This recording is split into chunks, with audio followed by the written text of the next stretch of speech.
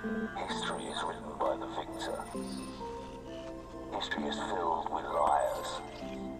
If he lives and we die, his truth becomes written. You told a Glock, that bitch your face. You don't want smoke, get out my face. You niggas ain't rapping, such a disgrace. That boy stay capping, need a cage. Can't walk this darkness in my place. I got cold white inside my face. You niggas ain't rapping, such a disgrace. That boy stay capping, need a cage. You told a Glock, that bitch your face. You don't want smoke, get out my face. You niggas ain't rapping, such a disgrace. That boy stay capping, need a cage. Can't walk this darkness in my place. I got cold white inside my veins. You niggas ain't rapping, such a disgrace. That boy stay capping, need a cage. Don't fuck with lanes, don't fuck with facts. Don't care about bitches and distract. My bank account, another transaction. We count them digits and subtract. Don't fuck with lanes, don't fuck with facts. Don't care about bitches and distract. My bank account, another transaction. We caught that nigga, send him packing. Yeah, we send it niggas packing. Don't give a fuck about the past. He hit the pavement, now he napping. You need some shit, this tap tap tapping. Just know your role and play your part. You're all talk and you're all bar. We see the loser in your heart, so please stop acting like you're smart. We left that loser in a ditch. That's what you get for talking shit. These niggas talking tough for Twitter, but I know you're full of it. Talking about slime, talking about gang. Nigga, you do not have no click. Nigga trying to say I make a mad, but boy, you really make me sick. You told a Glock, that bitch your face. You don't want smoke, get out my face. You niggas ain't rapping, this great. That boy stay capping, need a cage. Can't walk this darkness in my place. I got cold white inside my veins. You niggas ain't rapping, such a disgrace. That boy stay capping, need a cage. You told a Glock, that bitch your face. You don't want smoke, get out my face. You niggas ain't rapping, such a disgrace. That boy stay capping, need a cage. Can't walk this darkness in my place. I got cold white inside my veins. You niggas ain't rapping, such a disgrace. That boy stay capping, need a cage. Don't fuck with lanes, don't fuck with facts. Don't care about bitches and distract. My bank account, under transaction. We count them digits and subtract. Don't fuck with lanes, don't fuck with facts. Don't care about bitches. My bank account, under transaction. Come on.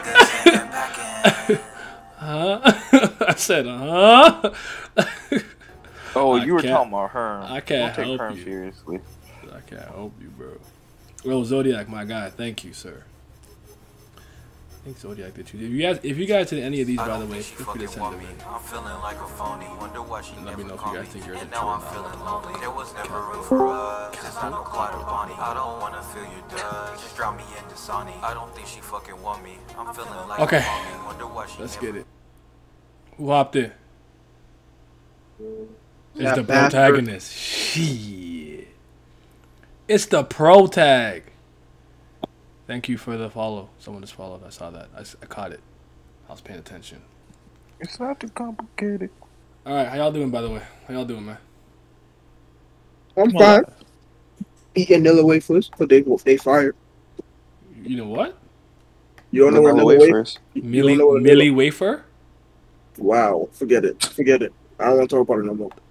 What did he say, Vince? He's eating Nella wafers. Oh, I don't know what that It's a type of cookie. Okay. I don't know. Okay, that makes sense. You know me, I don't eat candy, bro. Like. It's not that. You know what? I said me. I didn't say you were eating candy. I said me. I don't really eat all that stuff, you know. So yeah. What in the astrology Sigma male personality shit is this?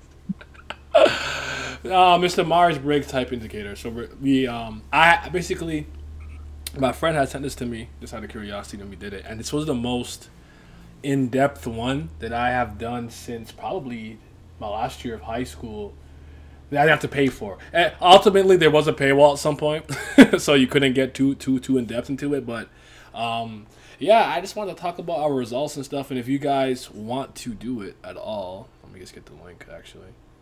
At all, it's honestly pretty fascinating and stuff. And part of the reason why I wanted to talk about it was because as I was reading it, I was like, honestly, I don't disagree with anything here that really relates to my personality for the most part, except the perfectionist part. But I used to be a perfectionist.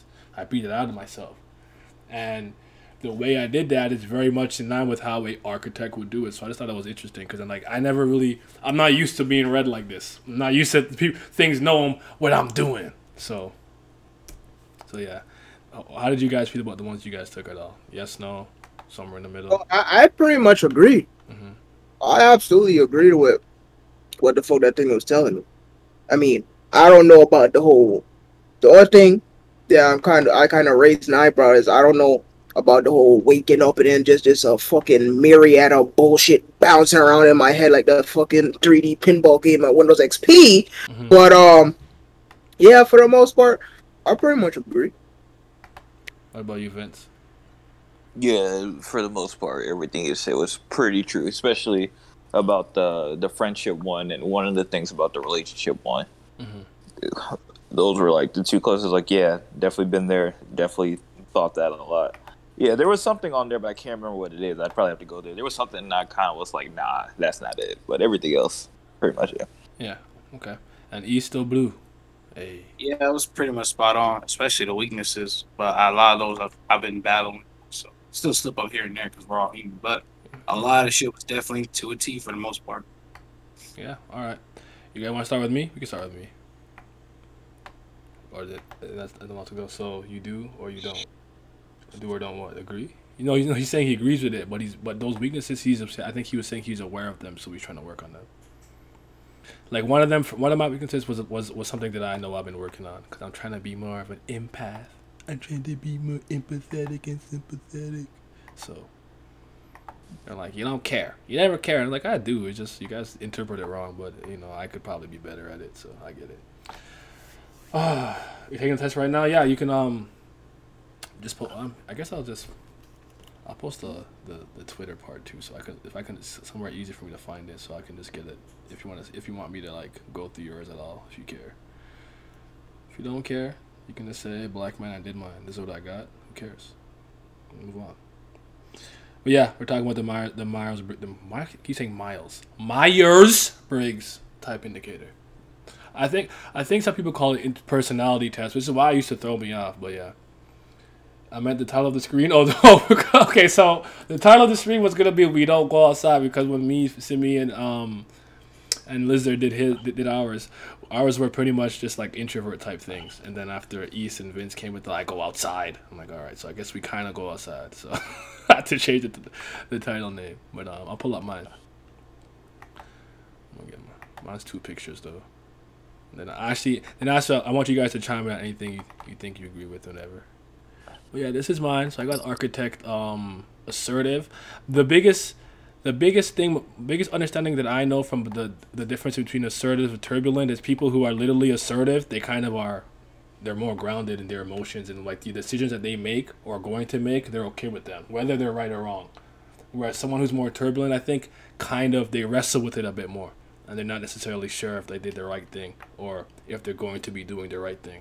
That is the simplest major discrepancy I've seen between the two of them. But again, I'm not a psychologist, so don't take my word for it. You can look it up yourself. Can you guys see the screen? Yeah. Okay.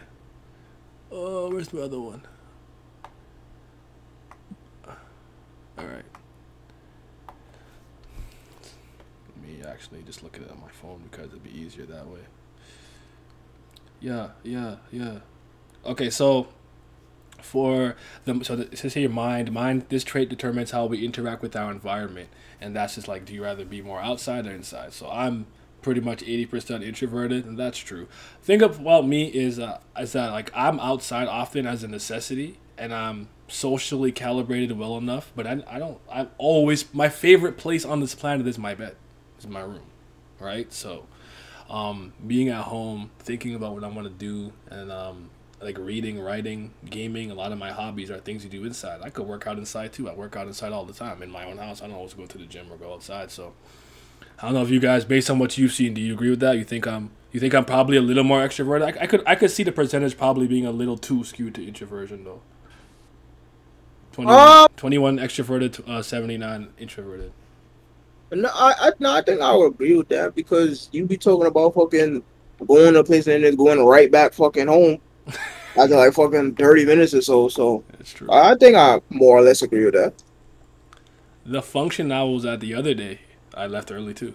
People stayed till like 2 a.m. I was out of there by before. It's still too high. You think so? Yep, absolutely. You're definitely more introverted, but basically you almost have it like 80-20. It gotta be closer to like, I don't know, like 65-35.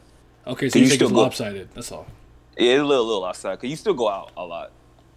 But You do just I don't go stay out a lot long. because I want Where to everybody or go? because I have to? But to me, that kind of doesn't matter because if you want to stay home, you can just tell them all the fuck off and just stay home. But a lot But of you still times go I'm outside. outside because I'm doing life stuff, and then things happen. You know, I hear what you're saying. But, Though.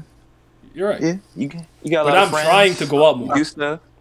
You do I stuff. say, You see, but that still tack on to like, oh, you got some extrovert qualities. But yeah, I think like your truest self is still like, oh, I'm going home. Like I'm tired of y'all. It's been like 2 hours. Okay, that's enough. But like, you still go outside more. So I think it's still just a little lopsided. Okay.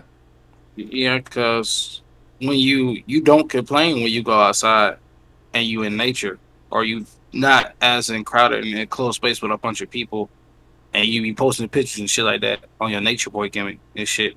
Hike man, yeah, that's me. But as opposed to when you at a party, crowded, a bunch of people, like Simi said, and let's say you out there within the next hour or two, or you complain about going home. Yo, I don't want to be here. But never hear any complaints when there's nature involved and you actually outside. Because he's a And then, park guy. yeah, exactly. And it's just you and your friend and Rena or whoever you go with at the time. Never hear any complaints there. Okay, that's fair. I think. Um, I guess my only thing I'll say is that a lot of times when I'm hiking with somebody, I'm either by myself. So it's early. So a lot of times it's early, so there's no humans around. And two, I'm with like Brina or something. My best friend. So it's like I'm with company that I at least enjoy. But I do enjoy like hiking. The energy here. This trait shows to where we direct our mental energy. I got 73% intuitive, 7%. Wow. This happened. 73% intuitive and 27% observant. I don't necessarily agree or disagree with this part. I should probably be a bit more observant though, because I know I have a tendency to just be like, I don't care about that, and not think about it, not look at it, not observe it. Yeah. For thinking, for the next one, for nature, I got this trait determines how we make decisions and cope with emotions. I got 58% thinking, 42% feeling. This is probably one that I think I think it's giving me too much credit for feeling. I don't mind it being that high, but I think it's giving me too much credit. But hey, I'm doing my best there. I don't know if you guys agree with those numbers. And then tactics. This trait reflects our approach to work, planning, and decision making. So I'm 69% judging, and 31% prospecting. I'm actually not entirely sure what they mean by prospecting. So I'm gonna look that up real quick. What do they mean by that? Prospecting. Wow. What? No, that's a conversation for another day. What I just looked at. Oh shoot. Let's see. 60% of the judging traits say they set specific goals that they hope to accomplish each day, compared to those who are whether a life goal or response to emergency. The only personality can develop a clear action. Okay, so it's basically creating a clear plan. I think this is something that's probably changed over the course of my life then, because I do write down stuff and have clear goals in mind with a plan in order. So maybe it's changed over the course of my life. But I'm pretty adaptable. Like, I hate chaos and disorder, but if things are unpredictable, I can still do what I need to do. And identity, yeah, I'm much more assertive now than I am turbulent. That one's not. 67% assertive, 33% turbulent. I think we can agree with that for the most part, right? Yeah. All right, let's get to the good stuff now. I'm gonna read my the other shit. Actually, I'm thinking if I should divide. Actually, I'll do that after. Let's just go through everyone's this part first, I guess. Actually, no, that doesn't make any sense. Might as well just do me all at once. Let me find the site.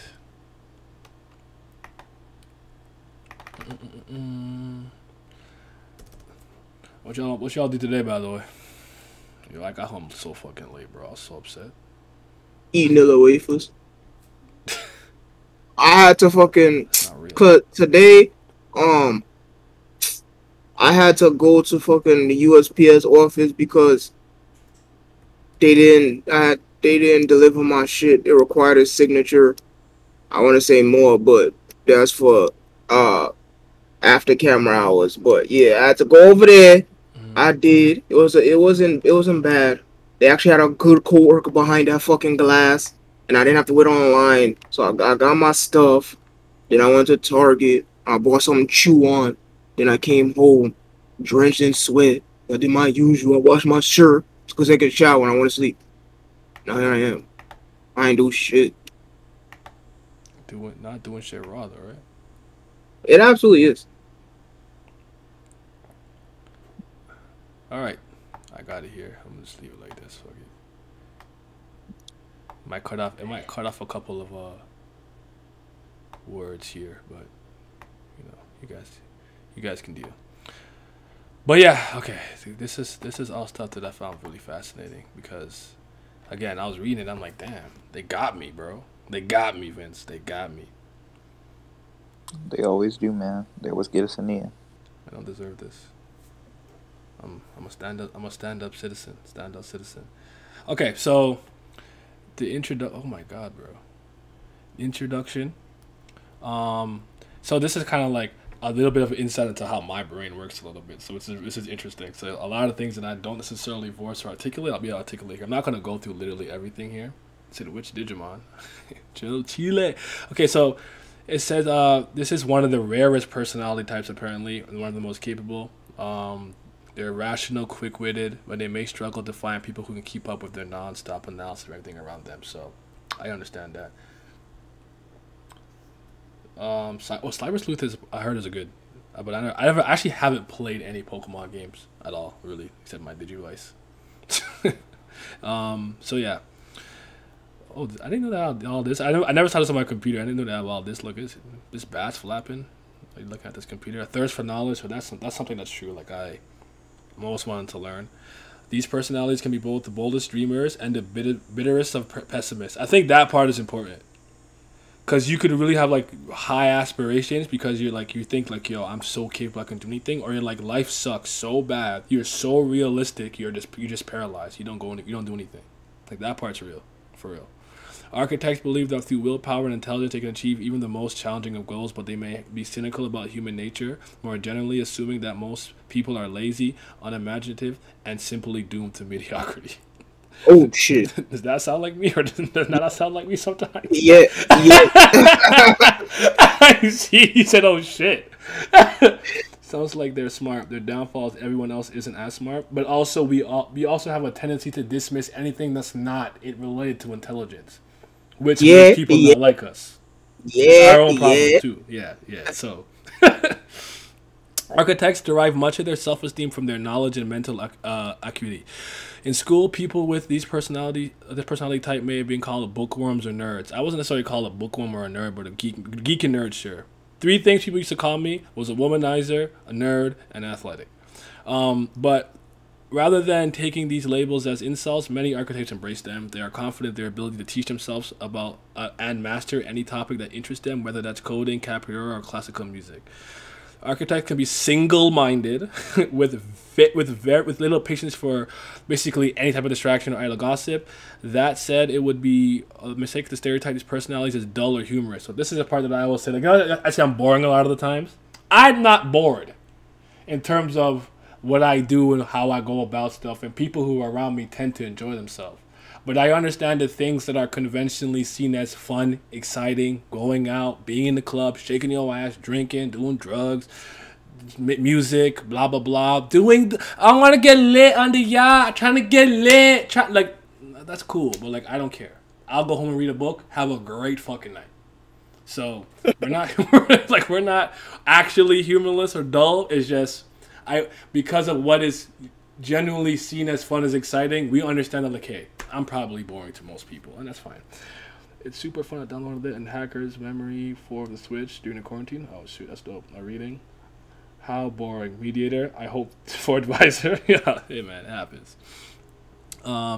Many architects are known for their irreverent wit, and beneath their serious exteriors, they often have a sharp, delightful, sarcastic sense of humor.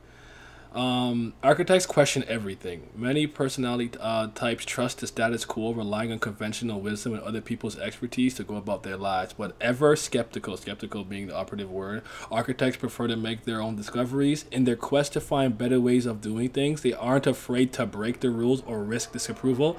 And matter of fact, they enjoy it. I'm constantly called a contrarian. Am I not? oh, you just want to go against the grain. And there's times I won't lie to you, it's true. Like I just like everyone's doing this. That's whack. I don't care about it. But it's the part here that I like that you phrase it. It's risk of disapproval. I do that a lot because I'll do something that I know this is probably not going to make me look great, but because I think it's important for whatever reason, I'll do it regardless. So.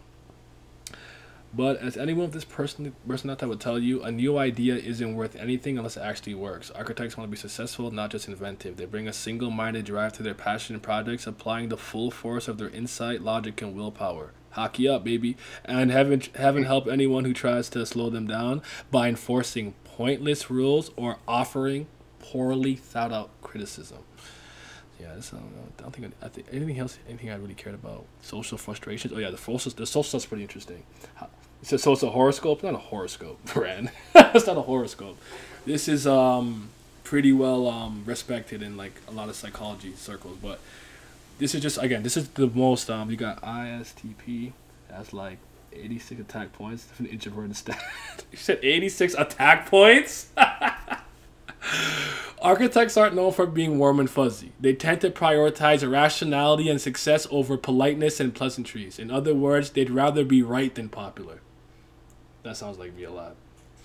This might explain why so many fictional villains are modeled off this person. Really? That's interesting. I forgot I read that. Because architects value truth and depth, many common social practices from small talk. I hate small talk. You guys know this. I can't stand small talk. And white lies may seem pointless and downright stupid to them. As a result, they may inadvertently come across as rude or even offensive when they're just trying to be honest, and that happens to me very often. At times, architects may wonder if dealing with other people is even worth the frustration.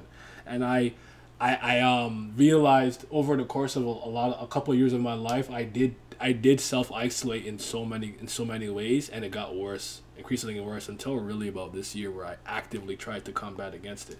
So, yeah. But like any personality type, architects do crave social interaction. They just prefer to surround themselves with people who do share their values and priorities. So I'm a very small circle. Often they can achieve this just by being themselves. When architects pursue their natural confidence can draw people to them professionally, socially, or even romantically. I'm going to move on to strengths and weaknesses because I want to get past this. Because He tired already. No, but that's not even that. I think we got the point from the overview. So I would say that I am rational, I'm informed, I'm independent, I'm determined, I'm curious, and I'm pretty versatile. Right? But I think that's obvious if you speak to me. Correct? Would you agree with that? No arguments here. So let's talk about the weaknesses. Because I agree with everything here. I'm fucking arrogant. Like I'm arrogant. I am arrogant. And I've never not known this. Right? That's not necessarily a great thing. Dismissive of emotions. Oh, brother. If this is not me, I don't know what else is. Some people will come to me with some emotional testimony about something, and I'll just look at you like, are you done? Like, Jesus Christ. Like, Jesus Christ, right? How are those weaknesses?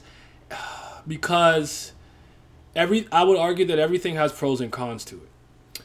You can't arrogance that's taken too far, it's a bad thing. I don't think anything here is inherently a bad thing. It's just that when you take it too far to one side of the spectrum, whether left or right, you're doing too much. Confident is where you probably want to be. Arrogant is a little too much confidence. And the arrogance comes from being a little condescending. Like I'll read it here. Architects might be knowledgeable, but they're not infallible. Their self-assurance can blind them to the useful input from other people. I'm very stubborn. And sometimes if you're not telling me to do the thing my way, I'm not listening to you. Especially anyone who they deem to be intellectually inferior. That's key. If you're dumber than me, I'm not listening to you. If I see you that way. This personality is going to become needlessly harsh or single-minded in trying to prove others wrong. I do that all the time. So yeah, I ain't arrogant if I'm right. Yeah, hey, I respect that. Overly critical. These personalities tend to have a great deal of self-control, particularly when it comes to thoughts and feelings.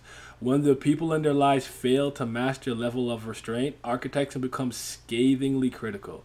But their criticism is often unfair, based on arbitrary standards rather than the full understanding of human nature. I think that part is the part that really matters for me.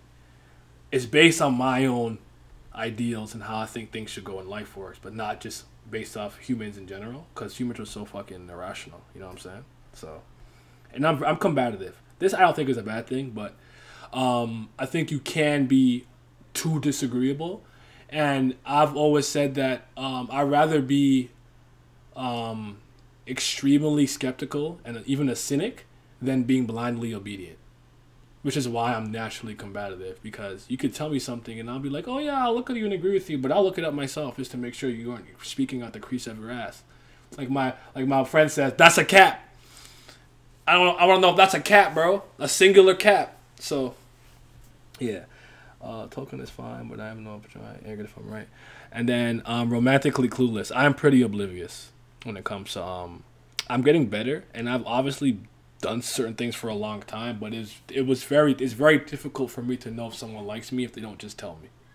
So that's the thing. You want to chime on anything? I feel like I'm talking for a long time. Nah, because I agree. I agree. The chart has spoken. You said yeah. He said you're not lying, so it is what it is. All right.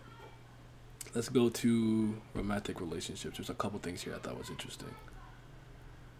Okay, so people with the architect personality type approach romance the way they do most challenges, strategically, with clear-cut goals and a plan for reaching them. In a purely rational world, this approach will be foolproof. Alas, it ignores the important factors that architects sometimes dismiss, such as the unpredictability of human nature and affection. Love makes us stupid. Liking someone makes us dumb. On top of human nature is very unpredictable. It's not a joke, Simi, when I tell you I used to like think about romance like I'm playing a game. Where it's like, I'ma ask her out. What could she possibly say? Yes, no, or maybe. If she says yes, I'ma say this. If she says no, I'ma do like I have a flowchart, bro. And like from the first thing that happens, she didn't say any of the things that I thought about. And I'm lost. I'm like, what the fuck is going on? And I'm lost. Like That was the only person I did that, to be honest. Say that again? Oh, it's like I mean, you probably wouldn't know, but fucking is Chiaki an architect? That's interesting. Because she acts as the same exact way. If you remember, she said the only game that she's not good at is fucking dating sims. Mm-hmm. Yeah. So she acts the same exact way. So I wonder. Yeah. Or they might have just based that one aspect of her personality off of that. But yeah, no, that's yeah. He came in here with he bummed on fake strategy guy. Then that shit go left. And I had an FAQ to the woman's heart, and it didn't work. It didn't work. It didn't work at all, bro. So. It is interesting that I had to low-key learn that sometimes things are just a little unpredictable and you have to be okay with that. It was a lesson. It's very, very funny. So, so for these personality types, finding a compatible partner can be a difficult challenge, a particular challenge. Rarely satisfied with things that they are. Architects. This is one of the parts I don't disagree with. I disagree with because I think I'm pretty reasonable, or I would say a realist. Rarely satisfied with things are. Architects are always developing a world in their mind that is more perfect than reality. Other people entering their world need to fit this fantasy in some way, but if architects' expectations and ideals for a partner are unrealistic, then no real person will be able to fulfill them in every way. I think I look at life very like, I don't think people should kill each other. That's bad. What happens every day, yo? Niggas get killed every day, B. Like I don't live my world in a fantasy or in my social constructs. I just live my world in what I see and hear every day. You know, Hawkins.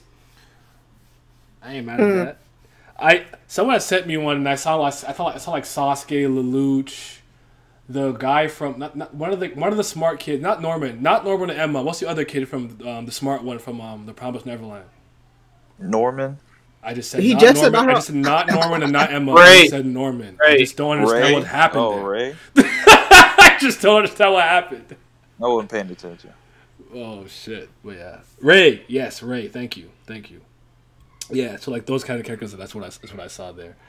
I heard loads of people talk about people not picking up on signals in romance, but I know from experience that if you think someone likes you when they don't, it can make them live it.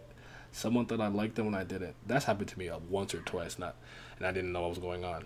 But yeah. So for this part here, just the rights of dating is pretty much saying that I'm sapiosexual. So architects care about depth and intelligence. If you don't, sapiosexual means you're attracted to intelligence. Like that's an attractive trait and feature to you.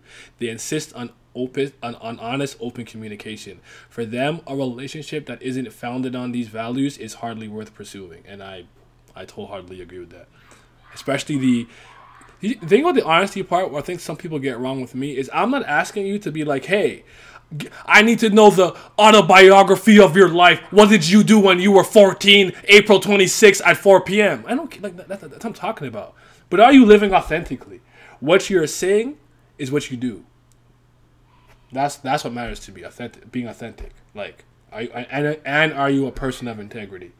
So that makes it hard for me because people love to play games and be toxic and manipulative. And not to say that I have not been guilty of any of those behaviors. I am. I'm not perfect, but Jesus Christ. I try to come in, just be like, yo, open book. I'm not going to tell you my deepest, darkest fears on day one, but like, it is what it is. So it's hard sometimes. It may not come as a surprise, but then social niceties and and obscure etiquette of dating can seem useless or even insulting to architect personality types, but many of these conventions exist for a reason. Blah, blah, blah. As they mature and gain experience, many architects eventually come to understand the purpose of romantic rituals. Until that point, however, they may decide that dating is too irrational or beneath them. I've been guilty of that thought. Beneath me because it's irrational.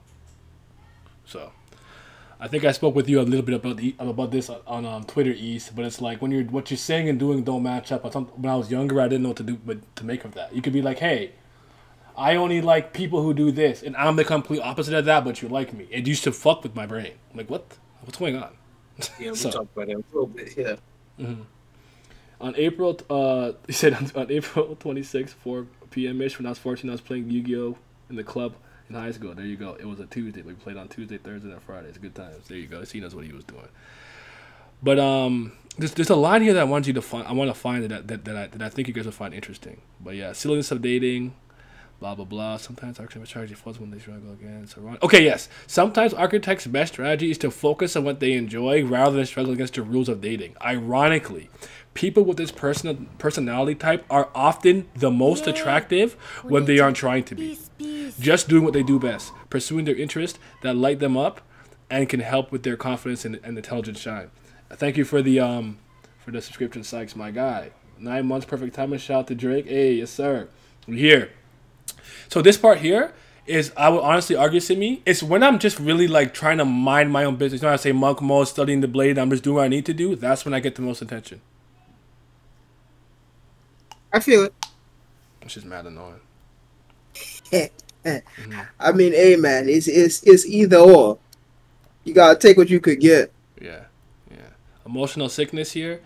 It's just to say that we don't really show our emotions too often. We don't, or at least at the very least, we hate doing it. We don't like to because they're gross. I think emotions are gross, and we have very unconventional ways of showing our affection, which I agree with. Like, I don't necessarily do the things that most guys do: date, dinner, movie, blah blah blah. Like, and it's not to say what I'm doing is something that's never been done before, but I've literally just made up games.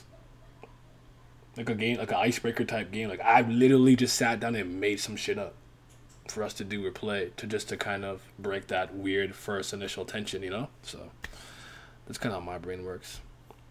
We'll get to friendship. I don't know if I care to go to parenthood. I ain't a parent. Yeah, I mean that's one of the times I even get a look at. So I read we don't get. but like I'm not a parent, so I don't know. But okay. Here is the story of my love life. So a friend to all is a friend to none, which I thought was an interesting quote by Aristotle. To apply here, just because I kind of agree. Like, I kind of understand why people don't like someone who's just flirtatious all the time, because you don't feel special. You know what I'm saying? Like, I get that. But anyway, yeah, I actually agree with that. Oh, okay. I agree with that. Yeah. Mm-hmm. Some people push back, like, this is my personality, blah blah. But it's like, you know, your special person's not going to feel special if you flirt with them the same way you flirt with everyone else, you know. So it's like, yeah, I'm good on that. Mm-hmm. I agree with that.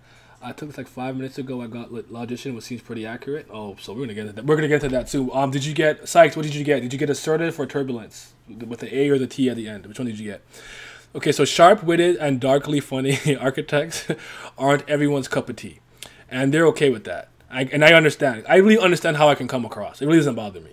Like I get it. Like I'm your cup of tea because hey, he speaks his mind. He's a kind of a tough love dude, and I maybe need my hand held or coddled a little bit. I get that. People with this personality type aren't obsessed with being popular. They don't spend their time and energy on just anyone, and they can be difficult to get to know. It's difficult to get to know me. It's actually funny.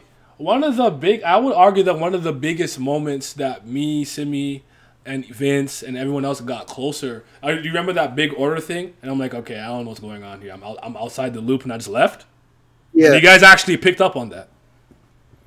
Like that was, yeah. I think that was a big moment for us. I did that instantly. I think I texted you after. No, you told me about it later on. Mm-hmm. And I was like, yeah, because I was like, all right, is the joke funny? And then he kind of got left out, and I was like, damn, I felt kind of bad. I was like, and then some time passed, and then we talked about it. I forgot why we talked about it. We talked about that thing, and I was like, damn, I knew he felt some type of way because that shit was kind of funny at first, but then I think I overstated welcome for him, and I don't know. It was late at night, so who knows what type of day you was having already? Because when you annoyed, you just like that. You just like that goddamn the one below you stay in New York, but you annoyed. You definitely not somebody you want to be around. Mm-hmm. Hold on, I'll be right back. All right. Yeah, you just like that one. You just like the other one in this call with the big boots in NYC. Yeah, all right, we get it. You annoyed. You see my point, chat? You definitely want to be around. Oh, dude, kill me. But yeah, like it's just like I know how I can come across and get to know too. Like, why do you act like that? Like based on what I see, like you would think that's why I get it. I understand. This doesn't mean that architects are antisocial or friendless. In fact, few things are more accelerated to an architect's personality than the spark they feel when they connect with someone who really gets them. And I agree with that, 100%, wholeheartedly. The search for an equal. Architects tend to have strong opinions about what works and what doesn't, and what they're looking for and what they're not. This mindset gives them a clear picture of what they expect from their social lives and their friends. It can also lead them to reject anyone who doesn't seem to meet these expectations. From the outside, people with this personality type may seem dismissive. I'm extremely dismissive. I know how I can be. But they would say they're just being decisive, which is true. In friendship, architects are looking for an intellectual equal as much as anything else. These personalities crave mental stimulation. The reason I talk to everyone here in this group all the time is because, at the very least, there's some part where I'm not well-rounded that you have an insight or something or knowledgeable about that I'm not there for. I don't get that. One thing about Simi is Simi understands video games, especially like technology and stuff. So I like picking his brain about those kind of things because obviously I'm an idiot. I can't even stream. Right? I can't even figure out how to stream half the time. So he knows about all this type of stuff. Remember what was the video we were watching with the Steam Deck and like listen, it's gonna sound like ancient and different to you, but just just play along. And I was like the Linus video. Yeah, I was Googling shit as he was saying shit. I don't know what that is. I was Googling it. I'm like, look, Simi, I learned a new thing. So yeah. But yeah. So, yeah, we care about depth and quality. They'd rather have just a few good friends and a large circle of acquaintances, and that's absolutely 100% true. I don't like spreading my thing out too far. The career path stuff and workplace habits were true. And all they're basically saying is, like, we value jobs where we can flex our creativity and independence.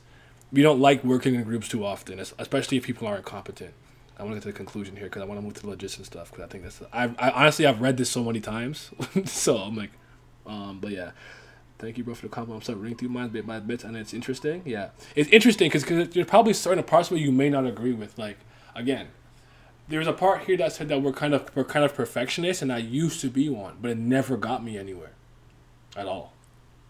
I was like, I'm okay with I'm gonna jump into this new thing, and you did it like 45% right. Next time I do it, 60% right. Next time I do it, 80. I'm okay with that method. I'm okay with that now. Earlier, I hated it. I couldn't do that. Okay, I'm on my computer now. Okay, cool. So conclusion: no escape from patterns and systems. No exist, nothing, and no blah blah blah. So, Armed with powerful intellects and strategic minds, architects can outmaneuver obstacles that seem unbeatable to most. But their strengths, when misunderstood, can turn into weaknesses and keep them from reaching their full potential, which is I 100% agree with. Those misunderstandings end here. What you have read so far is the introduction to my personality type, but I wanted to read this line because I think it's significant for me. In reading through this personality profile, you might have hit a tipping point. You went from a trademark architect skepticism to, wait, what? You may be even a little uncomfortable because you're not used to being understood, even by the people closest to you. So, like, going through this test to some degree was kind of weird because I was like, I'm not used to like something being almost this on the head when it comes to me. So. He got mad scared. He'll start looking over his shoulder. They watching me? Yo, they watching me, bro. It's the vaccine, man. They track him. Joking. Okay. All right. What do you want to do next? You want to do East next, or you want to do Logician next? Shit, I mean, Logician is you and Siamese, but I know you're assertive and he was turbulent. Yeah. Shit. You want to flip a coin? I just run it up because I leave in a little while, so I'll run it up first. All right, so you're protagonist. I'm gonna pull your thing up. Give me a sec. Okay. And then you just tell me what you do and don't agree with. You were the protagonisto. Me, MC. Oh, boss reverse ended? Alright, I'm about to freaking finish that. What? Oh, that's a small one, sorry. Oh, yeah, it did. Yeah, he did. I feel like I fit your personality type more than the one I got. I ain't risky at all. I mean, it's easy to think that and feel that, but it's just like I go by like your own life experiences and see if they add up. You'd be surprised sometimes because what did I do something? There's something I did something and they said I had a really extroverted personality, but I understood what they meant from that specific standpoint. But otherwise, like, I really just want to be left alone and go inside and do my own thing. I really do. Like, you could be bothering me. They want all these things. These things! All of these stuff. And I just want to read. Bro. Actually, no, whoa. That's for after hours. Let me save that. That boy Nat, man, he funny, bro. All right, so this is East. East got the protagonist. He got En, FJ, assertive. I actually realized it doesn't show mind here, so let me get your other one to see if you have see if you cropped it well for your other one. Damn it, I have to find which one this is. He's the only one where where extroverted was higher. Oh, there it is. We're like way higher. So yeah, first of all, East, do you agree with the percentage here? You have 85 extroverted and 15% introverted. You agree with that? Yep, pretty much. Yeah, that boy never shut the fuck up. He just like my coworker Cats. He come in that bitch talking. By the time I clock out, he's still talking. I'm like, damn. Mm-hmm. So, I don't agree with what Council just said. do you have any like now that I'm off me, I have hella questions, so I'm gonna pick the fuck out of y'all brains. Not gonna lie to y'all.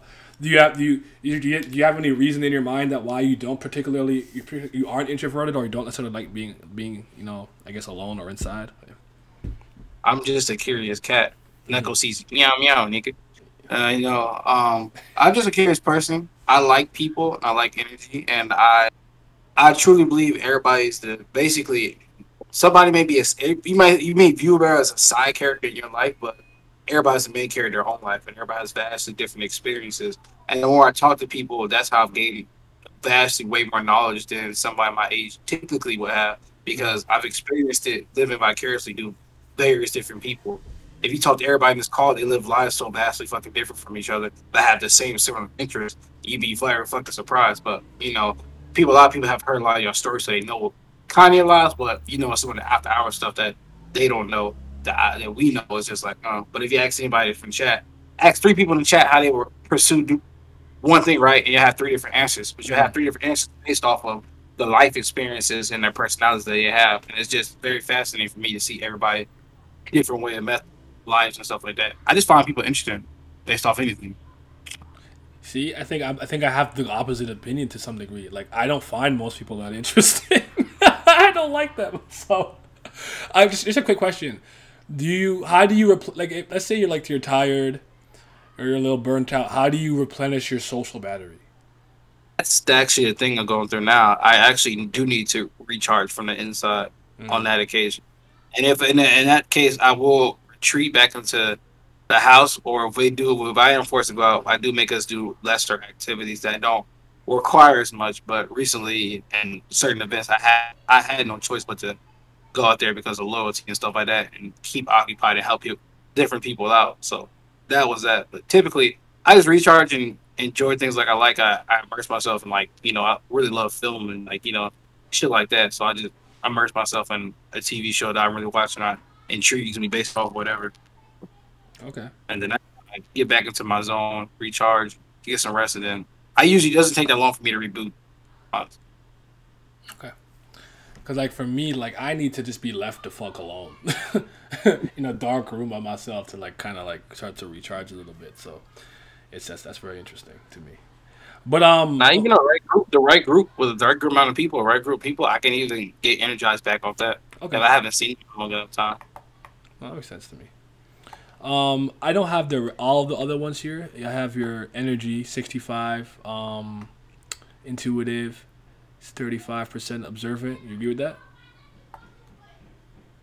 I want to say more like 55% intuitive. Like, I think it's more half based off. Mm-hmm. Because I do observe first, and then I do make an educated guess based off that. So I usually typically monitor people, or I watch people's different reactions. So, like, my coworker, right? Mm-hmm. I notice his pattern. He comes in, he does his thing. Well, my old job, he comes in, does his usual thing, but you can tell at certain times, like, where he's usually a perfect guy, he doesn't have a look on his face. I could tell the faster he moves, the more agitated he is, which usually leads to something that's personal life. So when I asked him the first time, he'd be like, because we're really close. So, a lot of people like us, like, but he likes Vincent. So I was like, okay, yeah, so you good, man? He's like, yeah, man, I'm good. And, like, do his neck thing that he usually does. I'm like, so what's going on, man? I know you're not good because I've been watching you for, like, we worked right next to each other. I've watched you for the past 2 hours. You do the thing you usually do when you're not good. And then he'll confess, like, yeah, it's this going on, this, that, and the other. It's just usually easy to pick up. If you monitor people enough, because we work every day, and then you go based off that, it's just like, there's something up that you can just usually tell. Okay. What about nature? Thinking and feeling. You think you feel more than you think? You go off more so like your inner. I don't even know how to explain this, so just answer. I don't even know how to. Yeah. This one I take back to feeling would be more so 60, and thinking would be more 40. It used to be like 70, like about 80-20.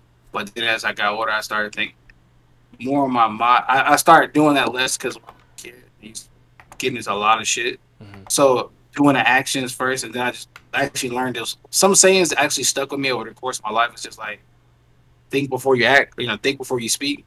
Okay. And then I was the kid that just spoke before he thought, or did things before he thought, and I would get repercussions on fucking. So it's just like, if you keep getting your ass beat for doing something, you got to think, well, if I keep being reckless and I keep just being upfront, I'm not thinking about what I'm doing. Let's try the opposite effect.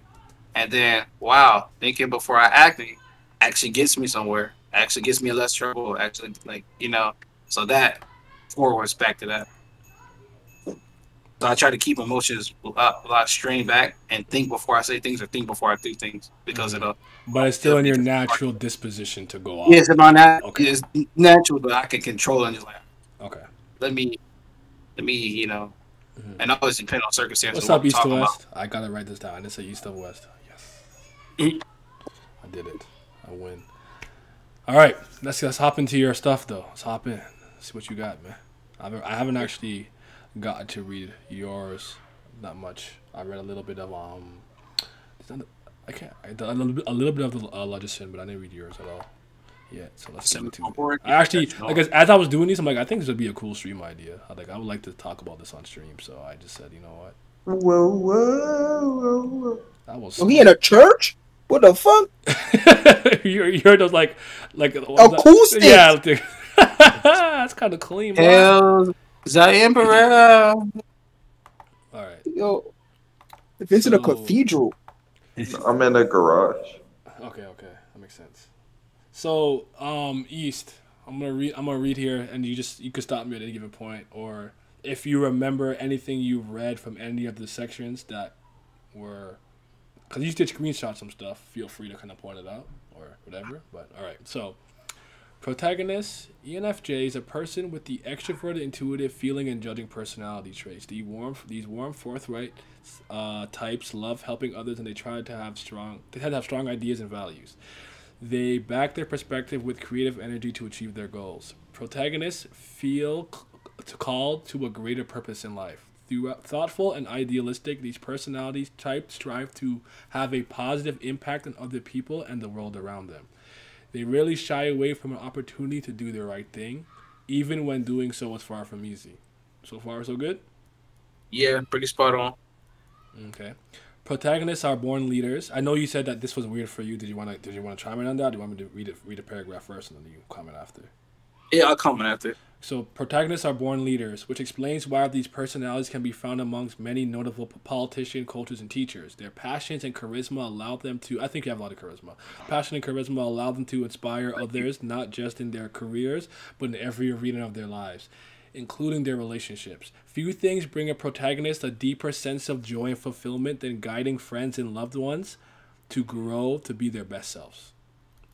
All right, I guess we could dive in here. Mm-hmm. I did say our born leader thing was a bit of a weird thing for me because leading is not something I'm particular because I'm not fond of change and responsibilities and stuff like that. Mm-hmm. So, but when it comes to leading, I can usually since I'm observant and intuitive, right? I know everybody's strengths, everybody's weaknesses, where they succeed, where they fail, and just like a lot of times when I work, I used to be at work. They're like, okay, look, you got these guys. I just get it done as fast as I can. So all right, you the strongest around here, and you like doing this better than this. So you do this, and you do that, and then we get it done efficiently. But it's not something I like doing as taking charge and feeling like I got everybody feel inclusive in the group. It's like we're a unit. I want to feel like, all right, nigga, I got big dick around here. You go do this, you do that. I don't know what talking, kick my feet up, and shit like now. I'm like, now I don't really feeling like I'm over people. I feel everybody's equal. Mm-hmm. I feel like a fucking minister figure or something like that. But I guess like you say, there's different ways that could be interpreted. Yeah, I think leadership comes in so many forms, right? And because one thing about me is I'm a good leader, but I've always been a reluctant one. I've always wanted to be the type of person to just do what I gotta do and leave, right? It's I don't want to have to galvanize the troops. That's the thing always says. But one thing about you is I do think that you are I always said I think you are a bundle of ball of good of joy. I do think that you're good at cheering people up, stuff like that. I mean, East is one of the few people I know. He knows something wrong with me, and he's like, hey. He'll bug me, and I'm like, oh my god, I'll roll my eyes in public, but I'll laugh though, because I know he cares, and I'll just answer him honestly. I appreciate that, So, all right, let me keep going. Unless Simi and Vince want to chime in anything, or y'all good? Yeah, no arguments from me. Right. East is a good person. Thank you. Wow. Speaking up for what's right. Protagonists tend to be vocal about their values, including authenticity and altruism. When something strikes them as wrong or unjust, they speak up, but they rarely come across brash or pushy. Their sensitivity and insight guide them to speak in ways that resonate with others. I gotta work on that. These personality types have an uncanny ability to pick up on other people's underlying motivations and beliefs. At times, they may not even understand how they came to grasp another person's mind and heart so quickly. These flashes of insight can make protagonists incredibly persuasive and inspiring communicators. Changing people's minds is an easy task, but if anyone can do it, it's protagonists. Protagonists' secret weapon is their purity of intent. Generally speaking, they are motivated by a sincere wish to do the right thing rather than a desire to manipulate or have power over other people. That's not something I can say that I'm like the opposite. I'm trying to dominate, bro. I'm trying to dominate, nigga. Oh my god. I'm working on it. Even when they disagree with someone, protagonists search for a common ground. The result is that people with this personality type can communicate with an eloquence and sensitivity that are nearly impossible to ignore, particularly when they speak about matters that are close to their hearts. Yes? You're good? Yeah, it's about 100% spot on. I don't like uh conflict or drama. I can get that to like reality TV shows, but when it comes to like disputes and stuff like that, I'm highly empathetic to a fault. So, but I always try to see what another person is coming from based off of their viewpoints and stuff like that.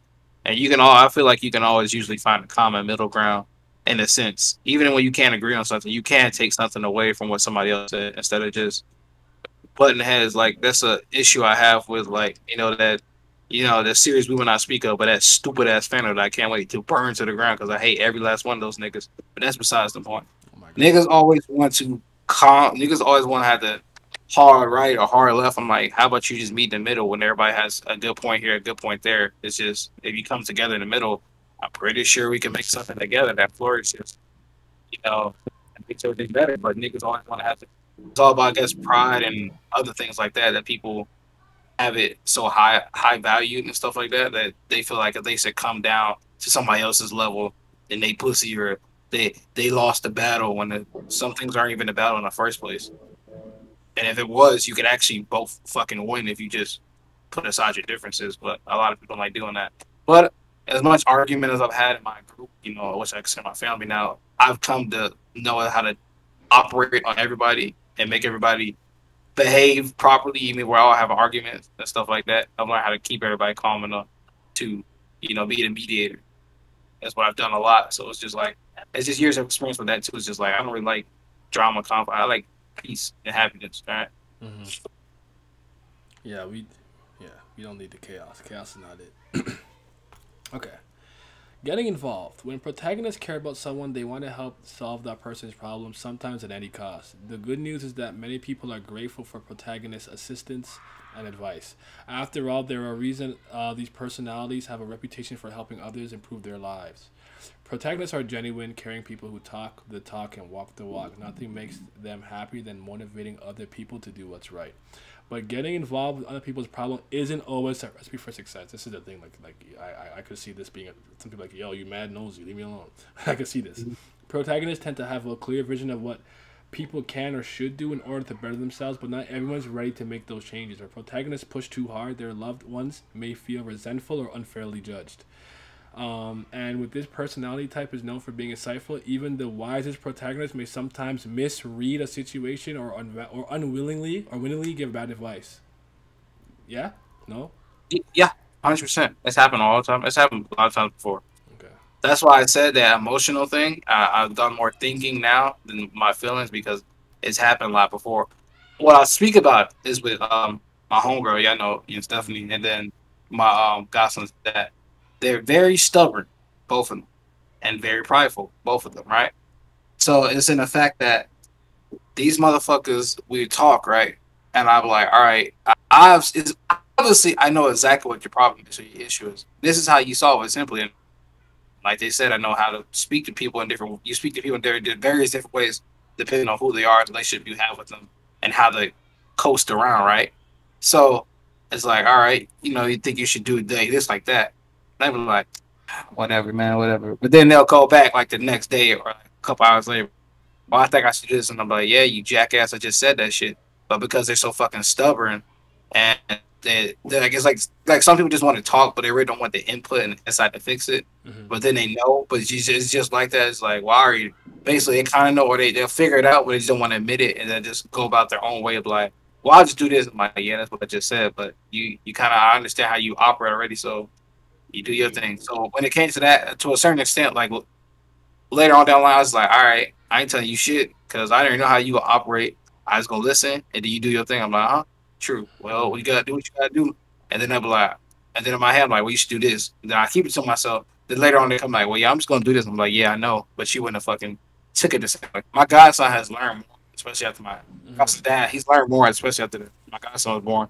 To be like, you grow as you have a kid and you become more selfless and et cetera, et cetera. And he's starting to learn and be more open and let his borders down. Plus, we've been fucking like brothers for like what over 13 years now. So you know, the borders go down, the pride goes down, stuff like that. So it's easy. It's just certain people you navigate with, and other you try to do the right thing, but then you might overstep, and then it's just like it kind of gets like all right, then we just fall back. But in the end, most people know at this rate, it's just like, all right, I see what you was doing, right thing, and they'll just come back around like, ah, Yeah, we'll make up. some people have to kind of do it, and after they realize later, like, oh man, I misread that, or I didn't handle that the Yeah, best, you know. So, yeah, basically. but yeah, I love that though. More people should be frank, of course, and that's okay. I don't mind if you praise me. Actually, it was a good idea. I was worried when he first asked me, like, "Oh, do you read Hunter x Hunter?" I said, "Here we go." Am I gonna hurt someone's feelings because I don't like that Bozo Tagashi? But he's like, this would be cool if you guys did a Nen personality test. But honestly, I actually have no problem with that. That's not a bad idea for another stream. Okay, so we're in your weaknesses. Anything here you want to personally comment on from strength and weaknesses? So you're receptive, reliable, passionate, altruistic, charismatic, which are all things that I agree with. Do you want to highlight anything, or maybe say that I don't know anything here that you want to highlight, or get to weaknesses? Reliable and charismatic. Well, y'all should be charismatic. I feel like I am reliable 100%. I'm both about that one. Okay. Altruistic, yeah, definitely. Wanting to force a positive change. Okay. Yeah. Speak about these weaknesses, because I think the one that interests me the most are the first two, because I think I don't think they're unrelated. Being unrealistic and overly idealistic. Speak on that. Yeah, that one. Yeah, overly idealistic is what? Can you read it real quick for the chat? Where'd he go? He walked away. Hello. I said, where'd he go? He walked away. He probably walked away. He'll be back. Oh, okay. Yo, why this like in the fucking garage smoking or something? What's wrong with you? Why am I in the garage? Cause Yeah. I just have to be right now. Cause people sleep, so I had to walk away. I did. My bad. I walked away. My bad. People sleep at 6:52 p.m. That's crazy. Absolutely. All right. I did. I thought he was gonna talk for a little bit. Damn, I'm gonna grab my chicken fingers, nigga. Shit. I was gonna say, could you read over idealistic to the chat? Protagonists tend to have a clear-cut ideals of what is right and wrong. They often think that everyone shares these fundamental principles, or at least that everyone should share these principles. So it can come as a genuine shock to protagonists when people violate their core values, such as truth or justice. Yeah, 100%. You'll talk for like a minute. Give me a minute, bro. Okay. I'm hungry as shit, nigga. Yeah. I've grown to, like I said, this is like a 80%. But I want to say like maybe like a 70-60% now, because like I said, I experienced so many different people and lives there. I'm a very weird and unique individual, so I was different from the get go, right? But I've experienced and talked to so many different people, and empathy is a big thing. So I see where a lot of people coming from. So it's just that I was shocked generally at first when some people just like are really fucking screwed up, or just don't look at things the same way I look. But I've always seen it like I can come to a middle ground and see where other people are coming from. But it really does like throw me for a loop when people just like can operate in some fucked up ass ways that really just like I don't know, man. Like like when some people judge you based off because like let's say like let's just give it a random example. I'm pulling this out of rabbit hat. This is completely coming from nowhere at all, right? Let's just say. Why did that sound like a disclaimer? Well, this play that nigga spoke out of all people. But anyway, let's just say there's nothing wrong with like being in the sports and cars stuff like that, right? But then when you overvalue that for like and you really because they like different things, like because they like different things that can probably better themselves. It's just like I don't really get it. You know what I'm saying? It's like, what's wrong with people having their own set of hobbies? You know what I'm saying? It's like, what's the difference between sports cars and forensic science? Seeing the difference between running up the stairs and walking. It's like simple things. Like people have their own interests. Like I don't understand like why it's such a bad thing because we're all different person. You know, Nah, I mean, I mean, I think the biggest example is this: niggas, niggas in the hood more than anybody. Well, when I tell you, man, it don't matter what, no matter what part of America you in, man, if you from niggas from the hood are all the same. They don't care nothing about their fucking whole breeding, slashing, fucking with no rubber ducky. Like I just don't just like. It's just they treat them like pieces of meat. Like I understand, getting your thing and doing this, that, other, but boy, when I tell you, I realize how different the hood niggas are than just regular average Joe. It really do be stifling me. Like they be like, you just have a feel. I just talked to a girl, it's a cool friend. Next thing you know, damn, bro, you try hot down on that? What you doing, bro? Come on, you need to be out. Like, nigga, do you need to fuck everything that move? Is it really that serious to you, bro? Like, if you want to, you go get it. Like, nah, man, No, you're that's right, all though. you. I'm like, bro, what the fuck? I'm like, bro, I just talking to her, bro. Like, I don't even know what he was talking about. Your son is very simple. It's not like one example that just blew me up, right? I love working in this big warehouse and it's like aisles, but it's kind of tight knit, right? And it's like lights turn on when you like when somebody's in the aisle. But it was like cool place to hide and seek, right? Or like play games with your friends and shit like that, Was So yeah. So my coworker like, what about the course? He's like, man, this should be kind of funny, low key. It'd be fun as hell if I hide and seek it a bit, fuck around and shit like that. And then like we walked past a hood nigga, he like hide and seek. Man, you need to be playing hide and fuck. Where the bitches at? Bring some hoes up there. Wow. I was like, what do you mean? I was like, and we weren't even talking there. We could walk it past. He was like, he gonna call the other hood nigga. This nigga talk about some hide and seek. You need to be fine where the hoes at. And then they start talking. Well, you ain't got no hole like that. Who the fuck you talking to, boy? Like, boy, I thought you. Like, I was like, y'all niggas just built different, huh? Yeah, Essentially, like, y'all niggas really are built different. that's funny though. Like, Okay. I don't know. Pieces of meat. Are you intense though? Actually, you are. You can be. You can be actually. He Oh, can yeah. be. He was more intense when we met him initially, where he was talking about hitting everybody in the head with a With a brick and brick. shit like But I would say Yeah. I see that intensity maybe with the My Hero community. So maybe it's true. I don't think you're condescending though. Nah, you're not. You're not. This is the one thing I don't agree with you that I've seen. I don't know though. Maybe you have different. You know yourself better than anyone else. So No, it's accurate to a cent but it's not intentional. So it's based off the way or what you talk to me about. So I have this issue, right? So I have this issue. Oh, intensity, and I told you what that was, Naya, before, because it's just like, all right, I had to make sure I established myself as somebody that wasn't gonna be trifled with when I first got in here. And I was angry at the time I had gotten serious because that shit it was bullshit every week.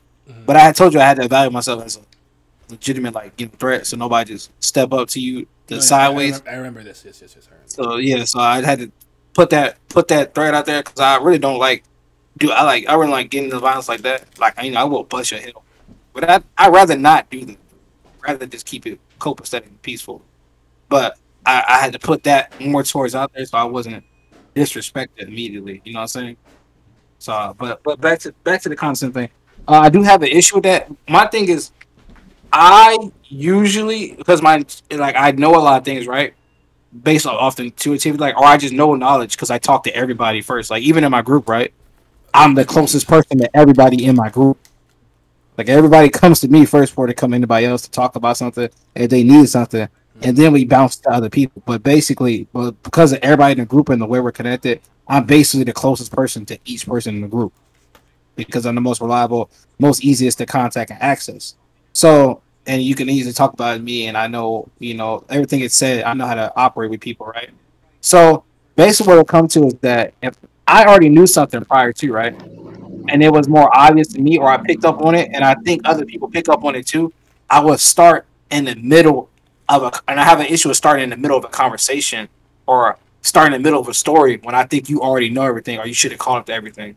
So it could kind of come off as like, and I'm like, you didn't catch this before, but I keep forgetting that I have prior knowledge that you didn't have already. So it's like if we're reading, let's say we're all reading a series, right? You would say we're reading, TLG. Yeah, I just use TLG as example, right? We read the blog post, or everybody read the blog post, right? So that's prior knowledge. Let's say they were still intact, right? things still matter before that nigga start losing his mind. Let's say we have all this prior knowledge, we know the rankings, but they don't specifically list everybody's rankings inside the series. But we know all the history. So when there's somebody comments about something wrong about your feats or strength, they be like, "You didn't know the nigga was top 3, like top 4 in the tower. He can do this, he can do that." Like, what are you talking about? But it come off as condescending or like I know it all, smart. But that's because we already had the prior knowledge. So a lot of times I forget people don't have the same knowledge I have because I've known it for so long. It's just like, you didn't know this? Makes sense. Life ain't easy for people who don't care about cars. What do you mean by that? Like, I care about knowing how to maintain it and take care of it. Nah, he's saying if you in the forensic science, you a pussy. Okay. All right. Nah, me. Romantic relationships. God. Protagonists can be intense when it comes to the matters of the heart. Ooh, interesting. And they wouldn't have it any other way. People with this personality type rarely settle for anything that falls short of their ideals, and their romantic relationships are no exception.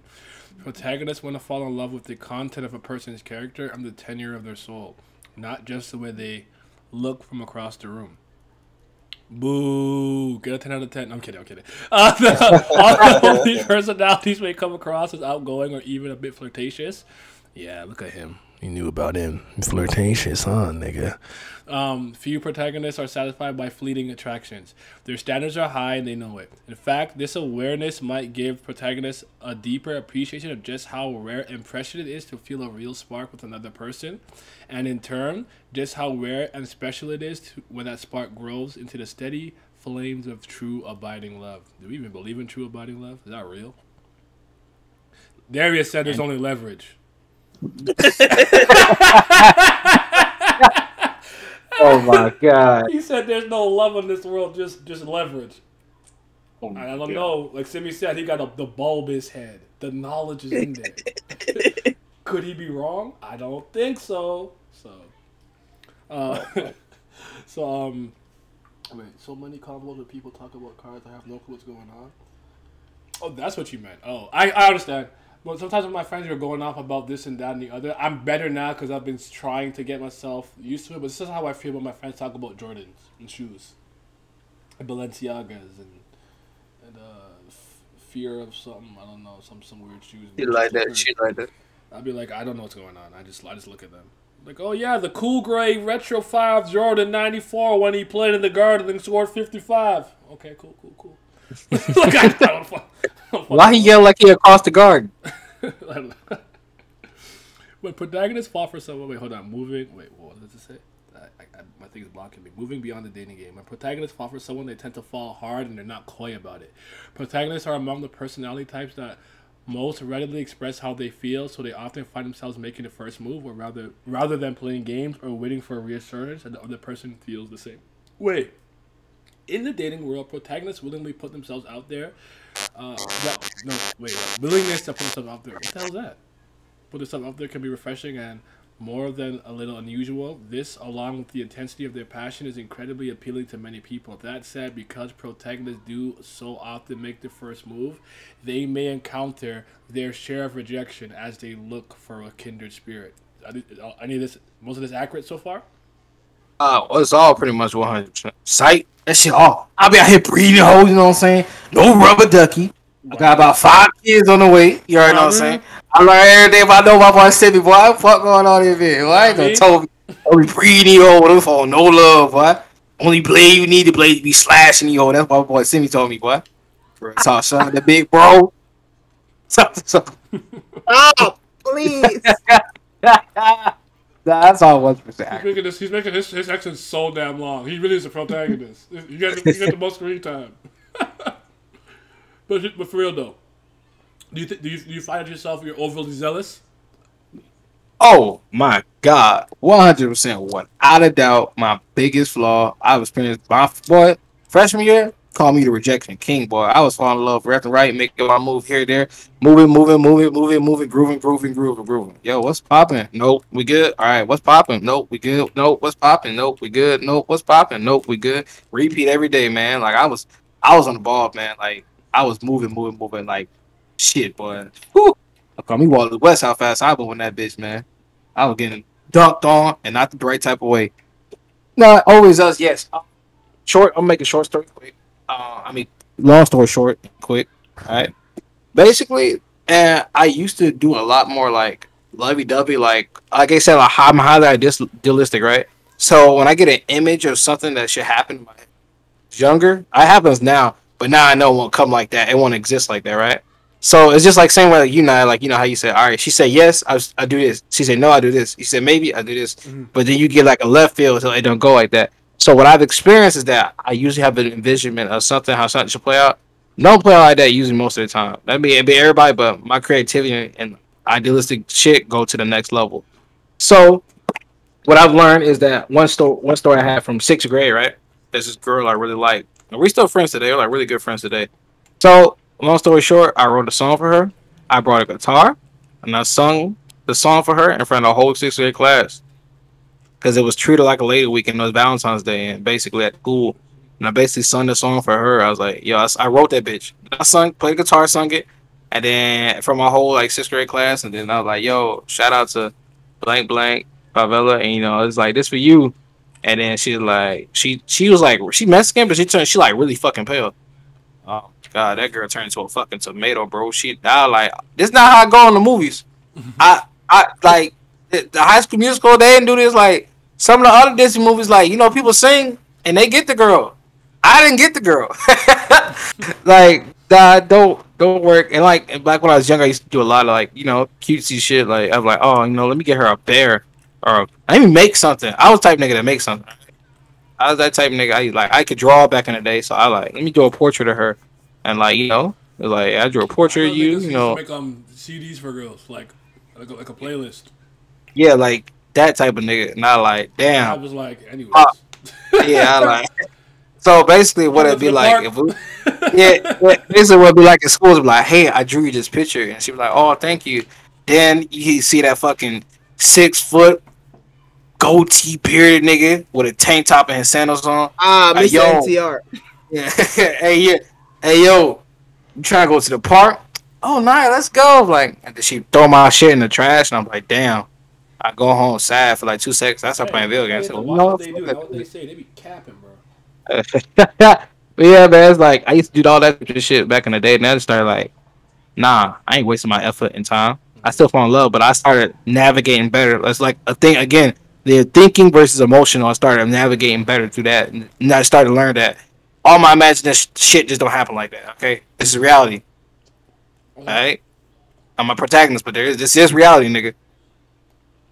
Don't got no redos, and I don't have the ultimate power. So. That's crazy. Yeah. I wrote letters. I said, damn, y'all out here with efforts of bravery while I'm avoiding eye contact. Yo, one of the most important lessons I think a man needs to learn is to take rejection from a woman, bro.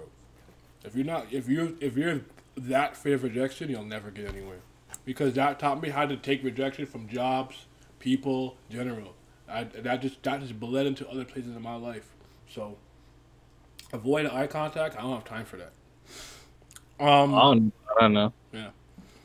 Have you been together on the first date? So do you tend to go to way to your topics immediately, or do you ask shit like, what do you watch? It's saying that you basically you might bring up, like I do this. I bring up pretty serious topics, political shit on like the first date. So I vet immediately. I don't have time to waste. But I'm like person 30 though. I am 30, but yeah. So East, you plan out your whole future with them when you first lock eyes with them? No. Yeah, pretty much. No, that ass. It's okay, just like that. It plays out to a certain extent to like the future. I told you I fall in love like first sight, but then I let it go. Come like this shit ain't happening. Relax, relax. Yeah, I do at the chance like yeah. So if I'm interested, I do what I do is I do what you did, but I take it to like the next level. Like if I think of all 5 questions to 6 questions. I mean, 6 answers she'll give for 1 question, and I basically navigate throughout that. But my mind works in a very fast process, so even if it's just on the spot, I know how to navigate to get to answers I want because people usually operate in a typical type of way. And then from there, I found out the more passionate they are about something, that's the easier to get a grasp of who they are. Because the more passionate you are about something, the deeper you go talking about it, the more you can see somebody's true character. I believe that. So if I tell like this as simple as this, hey yo, Simi. So how you feel about Michael Jordan, like Michael Jordan and Kobe being compared as the greatest basketball players of all time? Crickets. Hey Simi, how you feel about the new Dead Space remake? Hey man, listen. That shit feel big at. Son, that shit been built on the dice engine. I mean frostbite. You know, that shit gonna be gas. It gonna be beautiful. We be out here, necromorph. Gang. So if you compare the first answer to Simi being, you might say, oh, he's not as interested, or you make fun of him boring because of the response he gave. Now the latter half, if you ask somebody about his passion, you can see he's very enthusiastic, energetic, creative, and responsive, and you can tell the type of things he's like. It's basically based off that. That's how I operate when talking to a lot of people. You get responses based off their passion. So I tend to ask more so about themselves, so it's easier to navigate and vet them quicker because now I know what they like, how enthusiastic they are about what they like, just that and other. That's crazy. I'm gonna have to apply that one. I just get them mad and laugh.